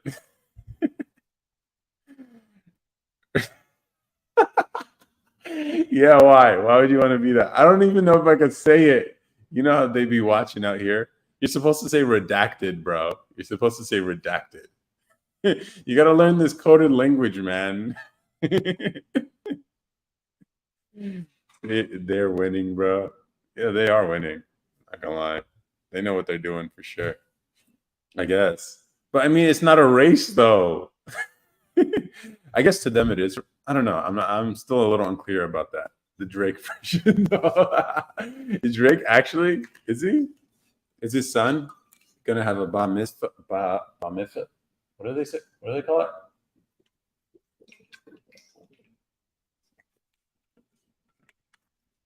Man. Oh, he had one. Okay. Nice. I wonder. Yeah. Drake had one. Hello, cuz. Hello, cousin. Hello, cousin. How are you? Lucky Ducky, Petro, what's up? What do you guys have in your mind? What do you guys want to talk about? I did write some topics down, like where I talked about halo effect, paternity tests. Like, how do you guys feel about paternity tests? Like, I posted a video this week about how women shouldn't be upset that he asked for a paternity test because it's not about her. It's about like knowing the kid is his kid is sort of like it's a vulnerability that a lot of men face, like paternity fraud. It's one of those things that can crush a man enough to delete himself. And so maybe women should give it as a gift to their, I don't know, that'd be weird, but at the same time, it's like I thought that was a pretty cool ending to the video. Just like you should give it to him as a gift. But I feel like paternity tests should be almost standard. Just, which I know, I understand why they aren't, because like no one wants to get caught out here in these streets. But at the same time, come on. Like, come on. You know what I mean? And no one wants to touch this one. Okay. What do you guys want to talk about? Oh, what do you got on your mind, JBP? What you got on your mind? This is, if you're new here, we just talk about anything and everything. So if there's anything that you have in your mind, feel free to share it. And then some other stuff I ended up talking about. Obviously, condoms too. This is one I have to be careful with because TikTok is a little iffy with like talking about anything related to the groin. As you guys, I don't know, I got banned once for talking about the type of stuff there, but what percentage of marriages do you think have a kid that isn't for the husband but thinks he is? Dude, I'd be just pulling a number out of my ass, but I've heard 1 to 3%, but based on the sample, I don't know, it could be as high as 10%. That would be crazy, dude. Even 1 to 3% is crazy because it's just like out of 100 dudes, 1 to 3 of them are raising kids that aren't theirs. And so, yeah, that's crazy. But if it's as high as 10%, oh my God, dude. Like, isn't that, I can't confirm if this is true. And maybe this would be a cool video essay to make about paternity fraud and why, they used to do DNA stuff, testing stuff, not testing, just do DNA experiments in school. And they stopped doing that for that reason, I think. But it could just be a rumor. I can't confirm that. But even the way they test for paternity and stuff like that, it's actually a fairly simple process, which you will need the woman's DNA to help eliminate some stuff. But that definitely is high in the Caucasian community. I don't know. I don't know if it has to do with race or anything like that, but here's the thing. I don't even know if people want to. I would want to know the truth, but I think a lot of people don't want to face the truth, including the men who are in these situations, because it's like, yeah, it's one of those things. Like every guy, like, with your friends, your male friends, do you ever have the conversation like, yo, if I ever find your girl cheats on you, do you want to know or not? I've had that conversation with people. I'm like, look, if I ever find out your girl's doing some shady stuff behind your back, would you want to know? And so far, the only answer I've ever gotten was, yeah. It's like, okay, but like when you really love a girl, you know how guys can get kind of stupid and loopy in their head about it. So it's just like, then it's going to be like, she said, blah, blah, blah, he said, and then now your friendship's on the line. But then, I mean, I've been ruthlessly honest with at least that's my rule at this point. Like, I'm tired of like playing the whole, just like go along, get along, don't want to hurt anybody's feelings, and it's not my business, blah, blah. It's like, yeah, it is your business. If they're your friend, it is your business to be honest with them. It is your friend to look out for them. I don't know. That's always been my attitude, but I guess people are just, I don't know. My standard for friendship is a lot higher, I guess. But I mean, yeah, I don't know. I see Caucasian males are a lot more forgiving when they get cheated on than other races. Is that true? I don't know if that's an interesting argument. I don't know. I can't say if that's a common. I don't know. I mean, we're seeing Logan Paul go through this right now, right? She didn't cheat on him. But I mean, god damn. A Jose fact. Do you have a lot of facts? I have a lot of isms that I like to share that no one ever quotes, but they should. But that's crazy. That is, you know what? Yeah, because I can imagine a lot of Black men being okay with their girl cheating. And here's the thing. I don't understand why guys would get angry about it. It's just like, all right, she showed you who she was. Move on. It sucks. Yeah, I know. In the moment, you might feel some type of way. It is what it is. But like, you'll get over it eventually. And she did you the favor of telling you who she was. Move on. This is true for women too. Like if a guy cheats on you and you're looking for someone who's honest, or I guess if you guys made a commitment to each other to be monogamous, then it's clear like what you should do. And then the fact that you try to make it work is just like the sunk cost fallacy, I think. I'm telling you, there is something there. Maybe it'd be an interesting poll to do it. Like, has a girl ever cheated on you and did you get back with her and then also submit your race? I don't know. I don't know how that's going to work, but that'd be interesting. That'd be interesting. Maybe that'd be a good street interview question. I could ask guys like, all right, you got, I don't know. I don't know. I think if you ask people on camera, they're just going to tell you the answer. That doesn't make them look sound. That's going to make them look good. So every guy's going to be like, nah, fuck her, blah, blah, blah, whatever. But it's like, unless you're in it, you don't know what you do, right? I've never, as far as I know, never been cheated on. So I can't say. I honestly, like, I have a trust thing. So I already know I wouldn't want to be able to. But here's the thing. Here's a tougher question. Like, all right, your girl cheats on you, right? But you find out decades later after you have a family and everything and kids and everything like that, and you find out she cheated on you at some point in the past of your relationship. You sticking with her or not? Are you sticking with her or not? That's a tough one. And I think in that situation, I think a lot of guys would stick with her because for the family, because guys always sacrifice for their families. They always do.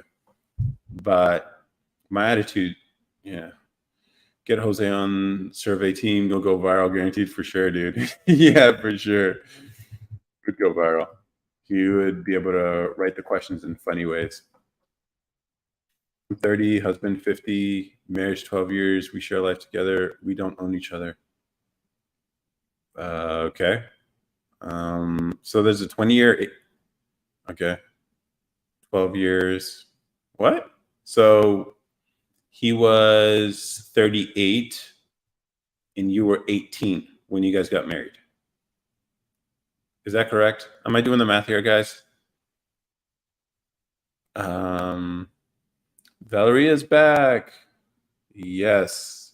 You married a 38-year-old guy when you were 18? Okay. If it works for you, I guess.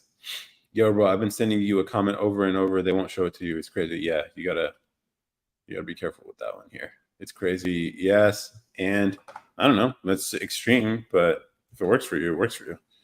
I'm just doing the math here. Bro, if she cheats, I'm gone. There's really nothing to say at that point. That's how I feel about it. How did you guys meet each other? How did you guys meet each other, Maya? Because I don't know how often 38-year-olds find themselves around 18-year-olds, you know? And you guys been together 12 years, so it's clearly working. So do you find women judge you for it? Yeah. Do you find women judge you? They like look down on you or something, or down at him for the relationship you guys have? I can imagine women feeling some type of way. I work in a restaurant and pour soup on him accidentally. Oh, in 12-year marriage, that's the best accident to ever happen. No, we are a very known couple in Ukraine. My sister's finally pregnant. I'm going to be a dad. Nice, Hugh. Okay. Yeah, I don't think it matters how many times you reword it. I think you got to be able to beat the algorithm, Jose. Come on. Yeah, I think I'm with you on this, Kirko. Like, I don't care how many years we've been together. We got a family, whatever. If I find out you cheated, and I can never trust her, and I can't sleep in a bed with somebody I can't trust. So it's like, stay for the family. It's like, what are you talking about? You ruined the family the moment that happened. So it's like, it is what it is. Okay. Ukraine? You're in Ukraine right now? You want to give us some info about what it's like on the ground? You guys know what happened to that $100 billion? I think everyone would like to know.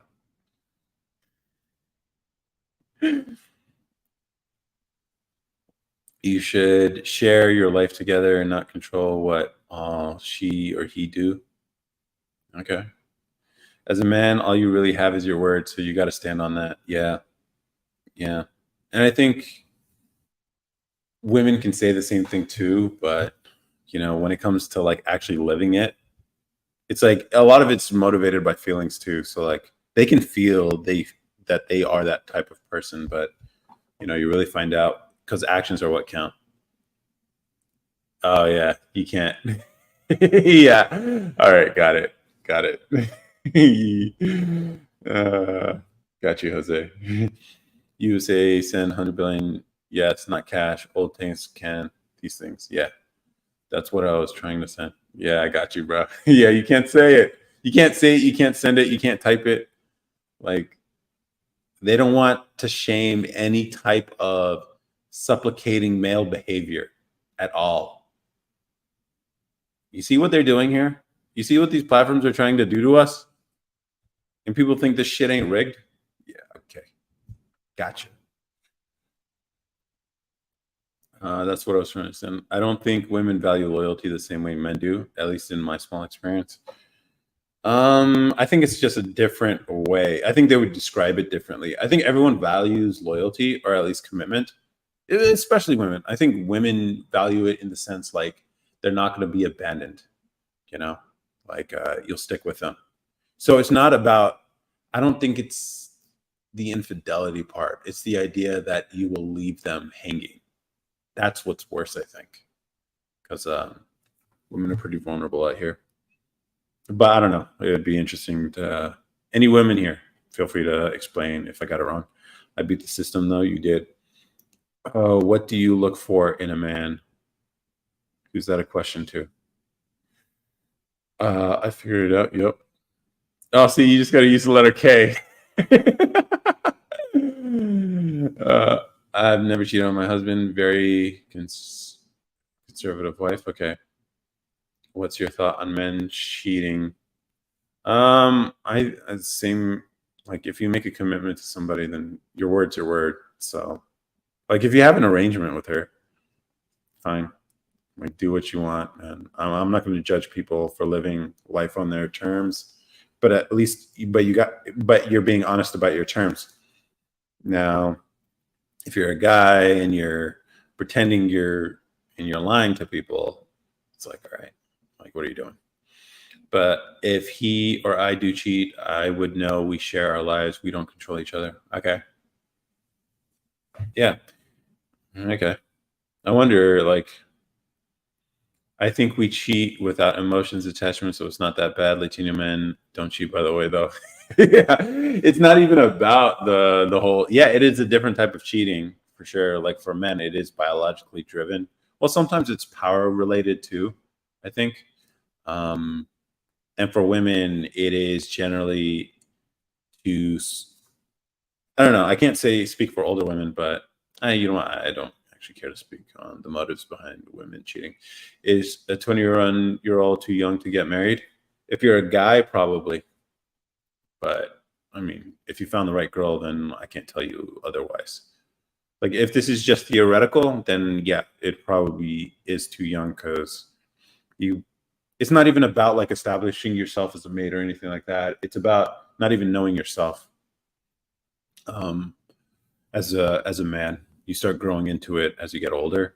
But if you do happen to find the right girl for you, then I'm not going to discourage you from getting married if that's what you want to do. And that's the thing. I'm not going to push people towards marriage or away from it. It's just, if it's for you, it's for you. Some men can't be married because they just like to sow their oats, if you know what I mean.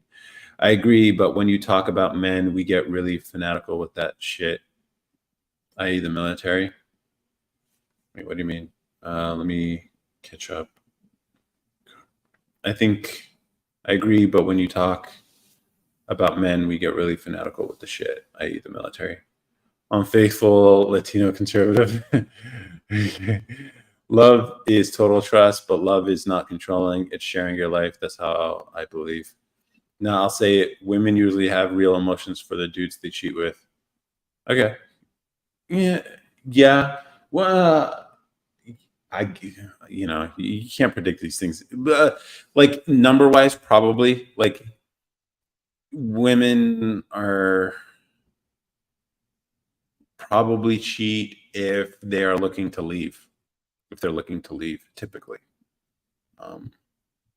And so there's a element of transition that's could be a part of it.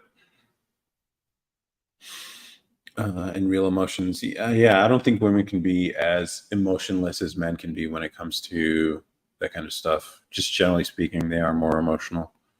Kirko Jr., no, it's comfort. They need comfort. What you forgave her if she cheated with another chick? No, that's the thing. Like, cheating's cheating, regardless of who it's with. I don't know. It's weird when guys talk about, like, oh yeah, I don't mind if she's with a girl. It's like, what the fuck are you talking about? Is this monogamy or not? Like, if it's not, then fine, whatever. Like, would she be cool with you if you cheated on her with a guy? Like, it's absurd when you say it like that, but I don't know. Women cheat from anger or get back at husband for something. Yeah, it could be revenge motivated. Hypergamy, basically hypergamy. Yeah, it can be motivated by that too. Women cheat for the same reason men cheat: pleasure. Jose, no. Yeah, women are more complicated, because here's the thing: like, a lot of there are women out there who can have sex indiscriminately the same way men can, but generally that's not true. So there's definitely a mental element that's a part of that whole thing for women, more so than for guys. For guys, it can be like a power trip kind of thing.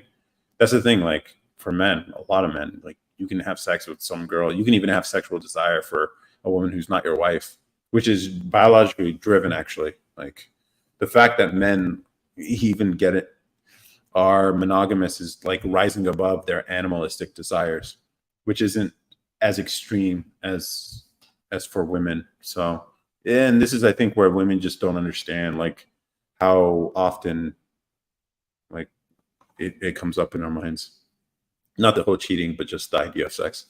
Keep in mind, I'm speaking from the perspective of a college student, so I'm different. I'm sure it's different. Okay.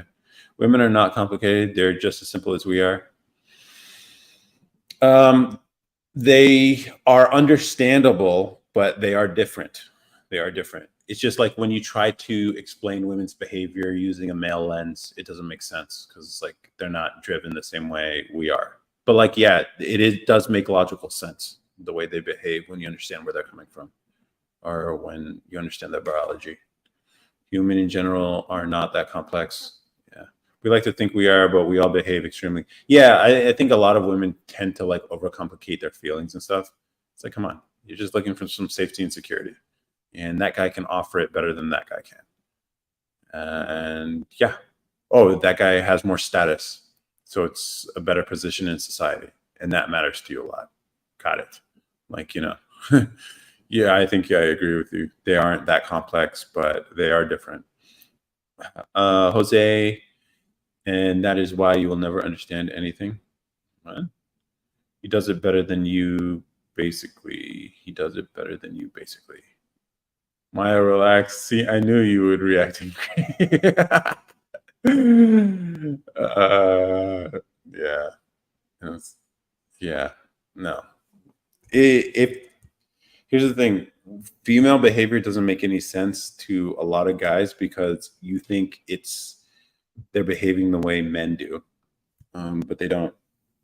It's a whole different thing, but it's also very logical because of the situation that they're in. Jose, you have to.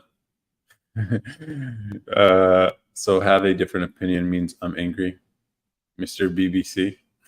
Okay. I'm joking, love. It's just an open discussion. You've been hiding from every time I see you at the store. Okay, Clutch, stop. Nice. Appreciate it. I'll take that as a compliment. See, that's also another reason why I think you'd want to be black for a day, Jose. Rhymes. Is you'd get all those BBC assumptions. That's yeah. But yeah, no. Is this account one of those parodies? Sure. It's whatever you want it to be. Who's Candace? Ask Wendy. Parodies nuts. Perfect. I have a BBC already. Big Brown. Come on, don't do that thing. Big Brown? Nah. Do you call yourself Brown? Got him. Got him. Yo, that'll live forever. Hell no. Yeah. Oh man, it's 10:41 already. Coming up on 2 hours here. Interesting. Maybe I should do this more. Maybe I'll do one during the day or something. See if I can expose this type of content to a younger audience. I refuse an interview from the BBC. Really? Huh. Like me personally, I'm not going to think, will she provide a better relationship? Yeah. Yeah. It's like different priorities men and women have. And so when you understand the priorities, here's, I think, the thing that I think a lot of men, at least I did at some point, was like, you think they're lying, when they talk about the things that they say they want, and then you pay attention to how they behave, and you're like, oh, so you're just lying. They're not lying. They actually believe their own bullshit. That's the problem. That's why they sound so truthful. because they're lying to themselves. And so like when you're like, oh, okay, they say communication, emotion, blah, blah, blah, but whatever. And then you're like, oh, okay. In certain situations, you don't want that actually. It's like, okay, got it, got it. They're lying to themselves. Or they're not aware of themselves, which is crazy. It's like they pretend like they're introspective all the time, like they're in touch with their feelings, but they don't understand their motives. So it's like it's like whatever measurement system they have for assessing themselves is like miscalibrated for a lot of women. I think women who come from like more third, I don't know, third world, but like more maybe third world cultures are sort of taught how to navigate themselves so they understand stuff about themselves better. Like me personally, I'm not going to think, will she provide a better relationship? Yeah. What if your girl initiated a threesome talk with another girl? How would you take it? That would be weird. I don't care for a threesome. All right, guys, think about this. Think about this. And I know it's like, it's all the fantasy, whatever guys think about. It's like, oh, you know how fun that would be, whatever. Yeah. But like sex is already this man can't handle too. It's not even about that. It's like, why would you want another one? Like it's already, he got the LBC. I'm not sure. Go ahead, finish it. I'm not sure what that means. Another girl. I mean, why would you? It's interesting, but no, I'm not gonna. There are certain things. No, I'm not gonna talk about it. I'm not gonna talk about it. But I'm just saying it doesn't make any sense. It's just like, okay, you need not BBC. You got the LBC. I don't know what the L stands for. You got to finish the joke. Like, come on, man. Uh,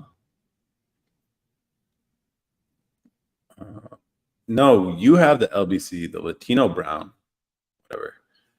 I'd be down if she's like, bring another girl. Okay. Okay. I don't know. Think it through is what I'm saying. Bro, what's the opposite of big? How's that make sense though? How's that make sense? Like, yeah, that doesn't make sense. It's the problem. Like, I want multiple girls. You know, it would be practically speaking, all right, it depends. Like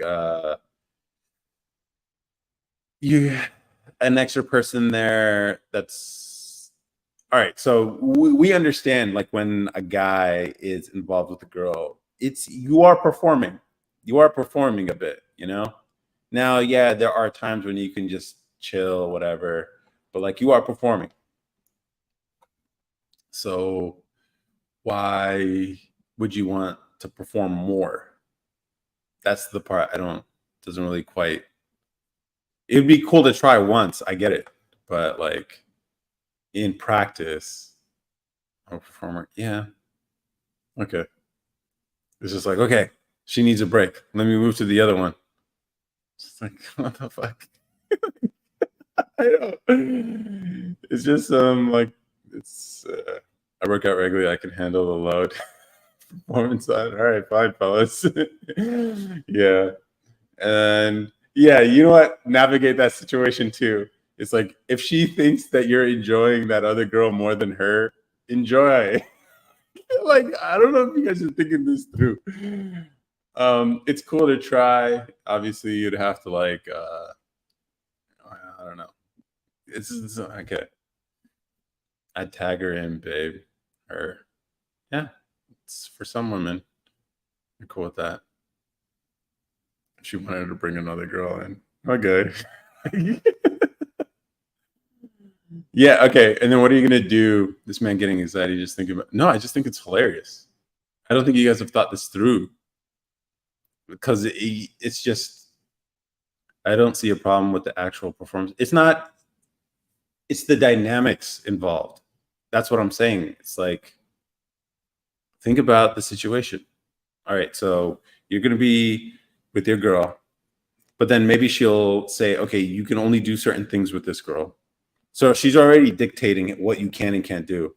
So it's like nobody likes that. And then if like I don't know, some girls are into it. Some girls are into it, but okay, then and then she's like, okay, we tried it with another girl. Can we try another guy? Now what? Now what? No, no guys though. I'm just saying, have you guys thought it through? Like, it's a cool idea, but like, what are you getting out of it? That's the part I don't understand. If it's something she just want to try, whatever. But like, uh, nines or tens only. That's the thing. Like, will she feel some type of way if the girl's hotter? Will she feel some type of way if you enjoy her better? You know, like that's what you're inviting into the bedroom right now when you do that. And it was her idea, so it's like he's like, you can't be mad. It's like, all right, bro, whatever. And then what did you get out of it? A slightly better. That's the part I don't understand. Like, what are you getting out of it? I got a mean 3 minutes for both of them, 1 minute and a half for each. Nice. Nah, I don't do sword fighting. Exactly. No, dudes, not even up for discussion. Bro, she ain't gonna be thinking about all that. What I'm putting up an MVP performance. Yeah. Okay. I don't know. How do you guys feel about the whole Adam 22 situation? I don't know. What are you getting out of it? That's the part I don't understand. You're still gonna enjoy the experience. What does the extra person there do for you? Other than just like, ooh, you get to talk about it, which is cool, I guess. But outside of for that, I don't understand. It's just bragging rights. That's all you're doing. Brushing and think about all that. Okay. Yeah. I don't know. That's the part I just don't understand. It's like if it happens, it happens. Cool, whatever. But it's just weird that this is like a fantasy for like, I don't know. It's just interesting. It's just interesting. It's a cool thought, I guess. Because you could brag about it. That's the only reason. The only reason.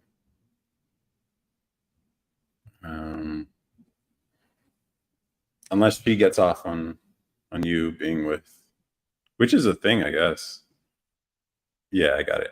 Yeah, Adam 22. You see, that's a funny thing. Like, I'm pretty. Yeah, it's interesting. It's like I would never let my girl blah blah blah do that with another guy, and but she yeah. But for him, it was about the money. That was the crazy part. It was weird. Him explain it afterwards. It was like, this is the one time where she can actually capitalize on all her career. He actually called it that, a career. And it's not going to last forever, whatever. That's why I'm saying he's pimping her out. Yeah, I don't know. You could call it pimping her out if you're because he is giving her permission, I guess, to make money, which is actually what it was for. And then, but then he was explaining, like, she's like, I could not do it, but we split everything 50-50. So, your career and you have multiple sources of income, and this is my only thing, and it's not going to last forever. So, this is one way to really capitalize it, and everybody wants to see it, blah, blah, blah. If you're willing to like cover more of the expenses. And he's like, nah, I'm allowed to get the bag. I was like, what the fuck? Is enough?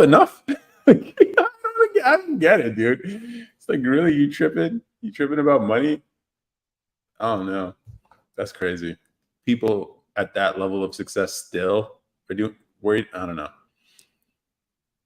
It's not about the money for him. That was him trying to justify his actions. I don't know. I don't know. Like, it's just weird. The way he explained it, he was like, yeah. But here's the thing. A lot of people, I don't know. I don't understand it. Like, I wouldn't, but everyone who's talking about it just be like, the guy has said way worse things. It's just weird that this is the thing that people get on him about. Of all the things he said, that's the part I just don't get about people. It's like he said so many worse things that this whole, yeah. Have you ever heard a man admit he's a, mm, I mean, what, Will Smith did it too? And, well, I don't know if she had permission. But like, what about the guy who used to own the Clippers, right? Yeah, he has done way worse things. That's the thing. Like, people are tripping about this stuff, which is why I'm just like, all right, everyone who's criticizing him is probably full of shit. Because it's like, this is the part where you guys are like, oh, okay, we can't really trust this guy because he's letting his wife, pimping out his wife, but all the other shit he's done. Oh no, it's all good. It's all okay. It's like, all right, people are just, I don't know. Like the former owner of the Clippers, I think his name was Sterling or something, and his girl, whatever, old man, that guy basically was okay with her being with other guys as long as you don't make it public. That was his rule. Just don't make it public. I don't, and he got canceled for that.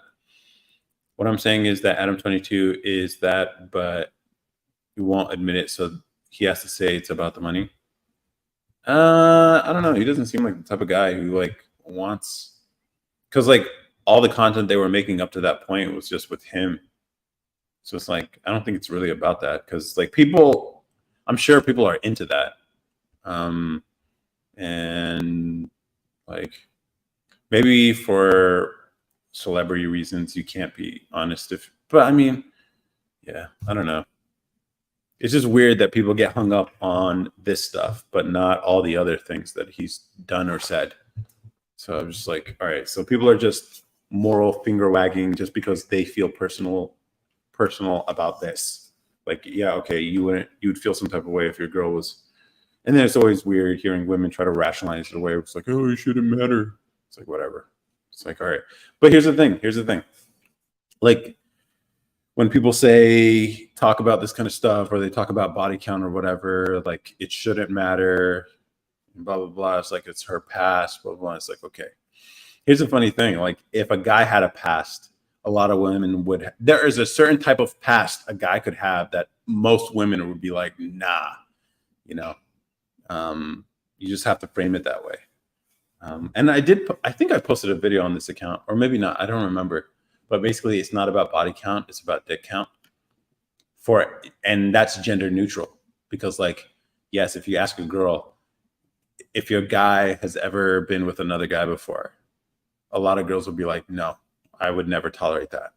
And so you realize they're full of shit too when they talk about, like, oh, body count shouldn't matter. It's like, yeah, it does. Because it's not about body count, it's about dick count. How many dicks? That's what it is.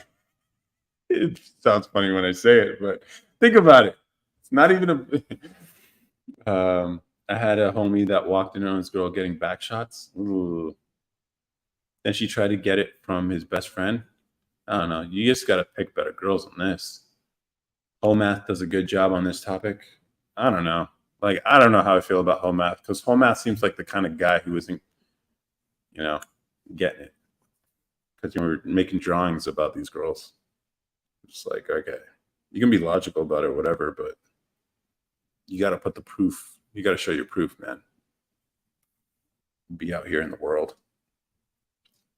But yeah, it's not body count, it's dick count. He is though? Okay.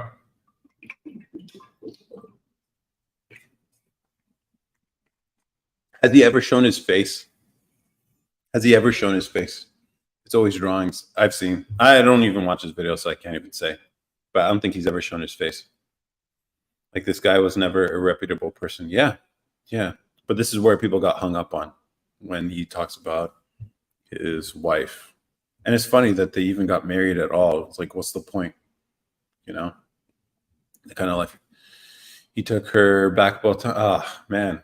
Where were you, bro? If he's a friend, why are you telling him? Was he not listening to you or something or what? Yeah. That's crazy, bro. That's crazy. I don't know. It's crazy is that he admitted this to our friend group. Yeah.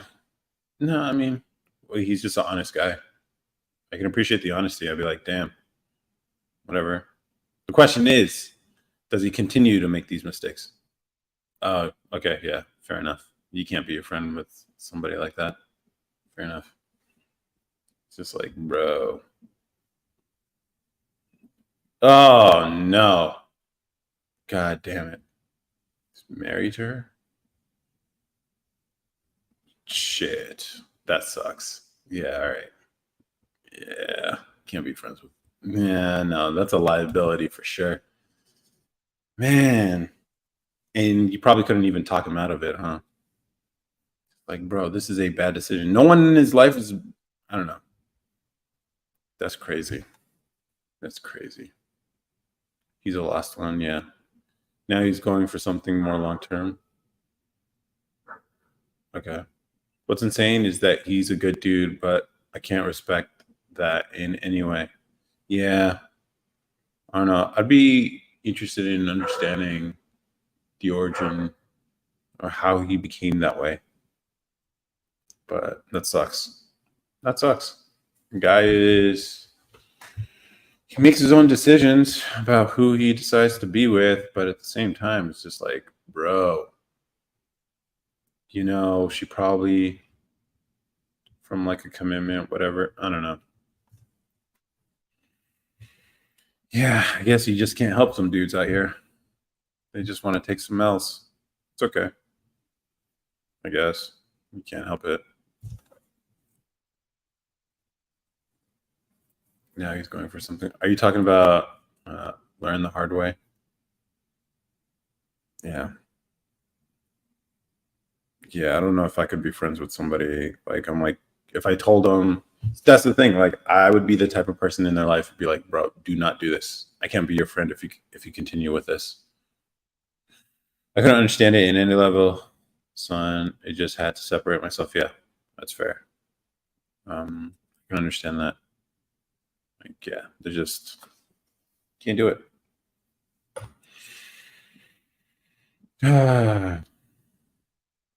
But would you feel the same way if like a girl who was with a guy who was cheating on her all the time and then got married to him? Same scenario? Or it's like by the time he admitted to us, he was already past it and over it, so it wasn't no talking to him out of it. Oh, no, women are different. What if it's your sister or something who's with a dude who just cheats on her all the time? I feel like you'd feel differently if it was a sister. Because, like, if it's just or a female friend, I guess. Can men and women even be friends? Actually, this week's episode, we had a whole discussion about that with, if you guys remember, Down with the Thickness. She came on the show, and that's this week's episode. A woman being cheated on doesn't hurt her ego or question her womanhood. It's still a violation of trust. If it was my sister, it would be different. See, what? Okay, what about a female friend? Is cheating just physical or emotional as well? I think it could be emotional too. I mean, that's usually how it starts, I think. Oh, well, not for guys, I guess, but for women, it's not like they're just well, I guess they could be, but I think it's the same thing. Like the fact that you're emotionally open, that it could become you don't give a fuck about your female friends. If you have female friends, friends can get cheated on.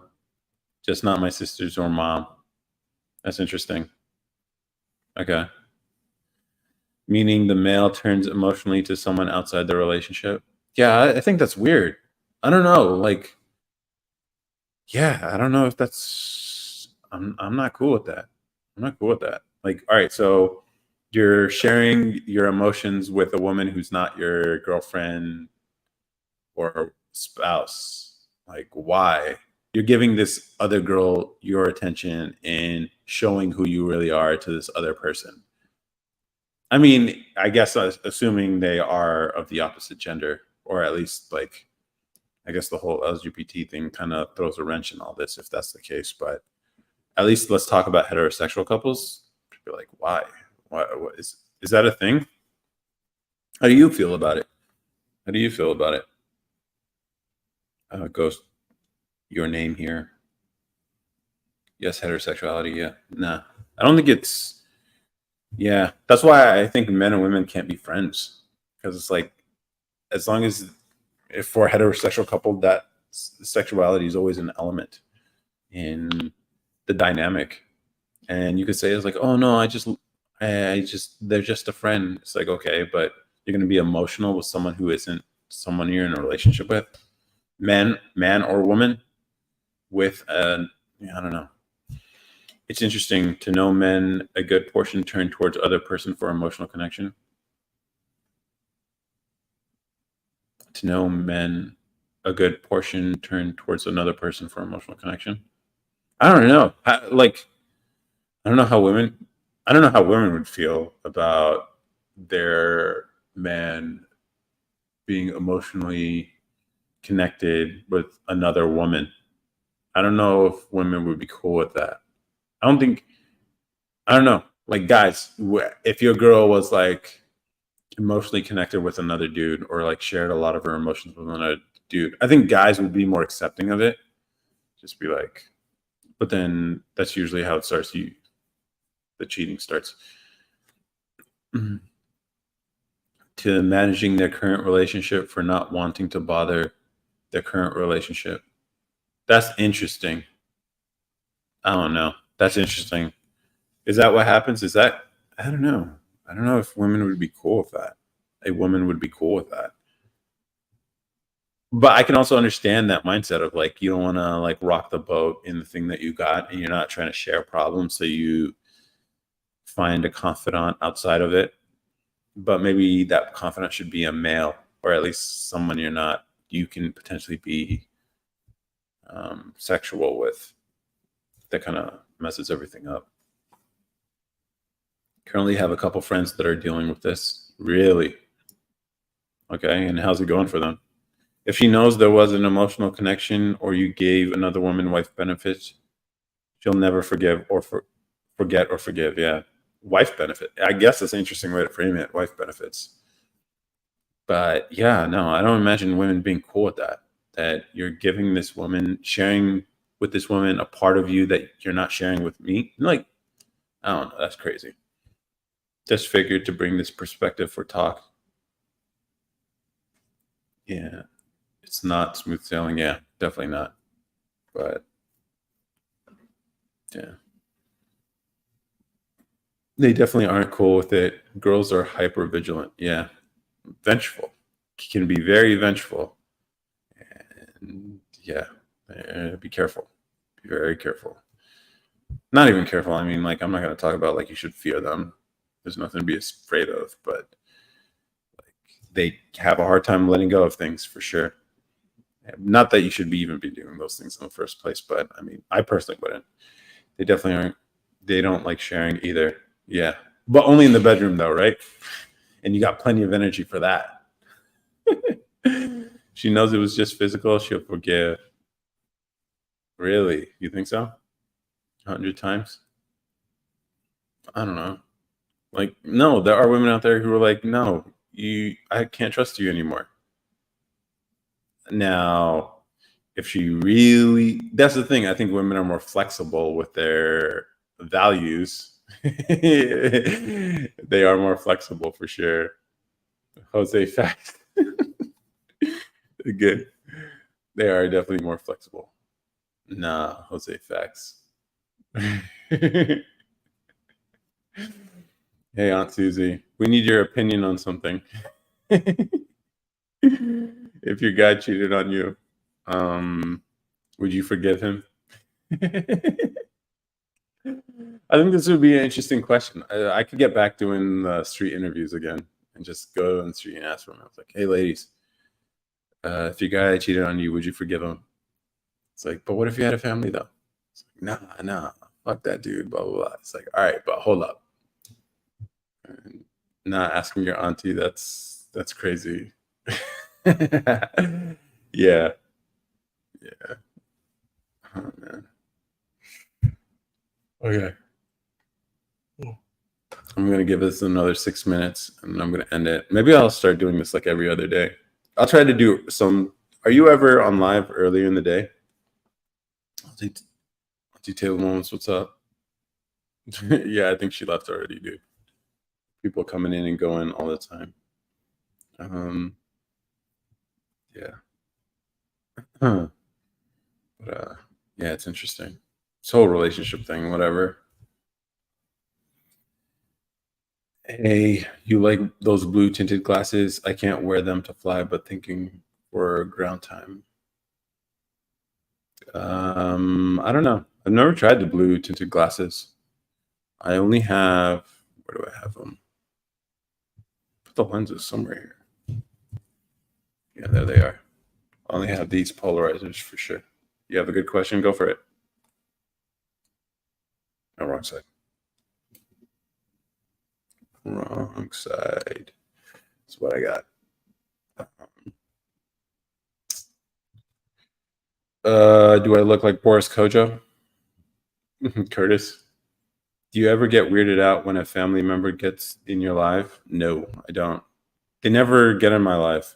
Apparently, I just recently found out my sister used to watch my lives, but I never knew. So I don't really care. Oh, I'm sorry, man. Thought they were those others. Nah, they're not blue lights. Um, First thing I'm copying with my intern check is some Prada blue light filters. Why Prada? Prada blue light glasses. For real? You know you can get blue light glasses from Zenni Optical, right? I have an affiliate code if you want. Uh, Prada. Oh yeah, you're a fashion guy. That's why. Blue light filter. Huh, interesting. Let's see. You're gonna drop almost 500 bucks on some glasses, bro. All right. They look kind of cool though, not gonna lie. They do look kind of cool. I just bought a Rolex, or my nieces sometimes. Oh, they really watch your lives? Sometimes my mom will hop in on my live and kill how all right, and kill the vibe. Or my nieces sometimes. I just bought a Rolex. Nice. Good evening, sir. And how much capital is needed to make 1,400 to 2,800 a month trading stocks? I don't know. I'm not a kill the vibe. Yeah.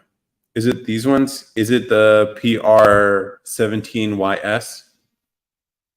Is that what I'm looking at right here? They look kind of fly. Not gonna lie. That's definitely a unique style. Is it $500 worth? Can you put a price on fashion? Okay.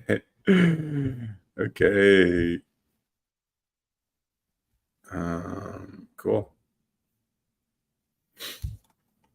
I already have some Zenny frames. Oh, okay, cool. All right. The fact that he hopped on your live and thought you could answer a stock question is crazy. I look like someone who knows finance, I guess. I look like somebody. Maybe it's the lenses. I'll take those off because maybe people are like, oh, people who. It's like, yeah. I largely think the stock market's rigged, so I'm probably the worst person to ask about this stuff. Obviously, do the 401k matching, but outside of that, I can't say if it's a good idea or not. So, hey, yeah. Everyone rates. Everyone, let's rate his button-up shirt with breathable holes. Okay, it's a fly shirt. I think, yeah. You know, you could just say you're jealous. That works too. But yeah, it's a cool shirt. It's a cool shirt. Yeah, looks good in the showing the guns a little bit. It's tight in the sleeves, but fills the shoulders. Yeah, it would be cool if I could find the brand because I got this at the thrift store, Goodwill, I think. Whatever this logo is. Do you guys know what logo this is? Maybe I could put it in Chat GPT. I gotta find that. But this is a cool style. It'd be cool if I could get a bunch of these shirts that's not an M&M brand. M&M doesn't sell clothes like that, and it certainly doesn't look like this. Clothing brand logo that with E shirts. I don't think I'll be able to find it, but whatever. Nah, they're the metal frames. I don't know if they even have a classic, a chassis code. Oh, okay. The Prada PR67XS blue light. Huh. Okay. Could be that one. I don't know. Those are more reasonable. Are they like big ones? Like they'd be like that? Ooh, this one is interesting too. They really know how to make the frames interesting.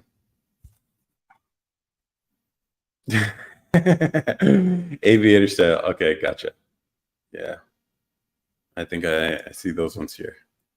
Yeah. That's a vibe for sure. It's a vibe. Aviator style. Yep. Okay. All right. You guys got any last minute comments? I think I'm gonna hop off. I gotta wake up early tomorrow. An adjustable stainless steel frame. Really? You can adjust it? Adjustable. See. With triangle logo. Is that the one? Blue lights. Last comment.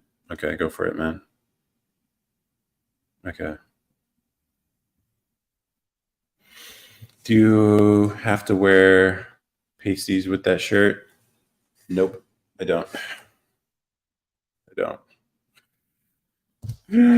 It's not see-through. I know it looks like it could be see-through, but it's not. It is more breathable for sure, but it's cool.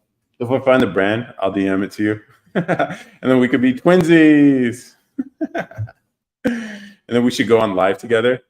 Oh yeah, we should go on live together. I think it would be a dope discussion. We should talk about some of the words people use on the court, and we can compare African food versus Argentinian food. You know what I mean? Or we could do like a spice eating contest. A combo in general would be entertaining. Yeah, I think it would be dope. We should do live for sure. Or every time we make content, we go hard. Yeah, you got to be a little careful with TikTok though. This algo a little sketchy out here. So, but I think it would be dope. We should definitely go live and basically like have a live podcast and people could comment on some of the stuff. It was a good discussion with you. So, and then maybe it could be a regular thing. That'd be dope. And because like I've seen all the other lives here, they're kind of weak sauce. Like now, I think the trend is speed dating, which is annoying. Like because they're not even doing it well, which bothers me the most. Girl up getting a midnight snack. Oh, that's my sister. That's my sister. You don't pod that often, huh?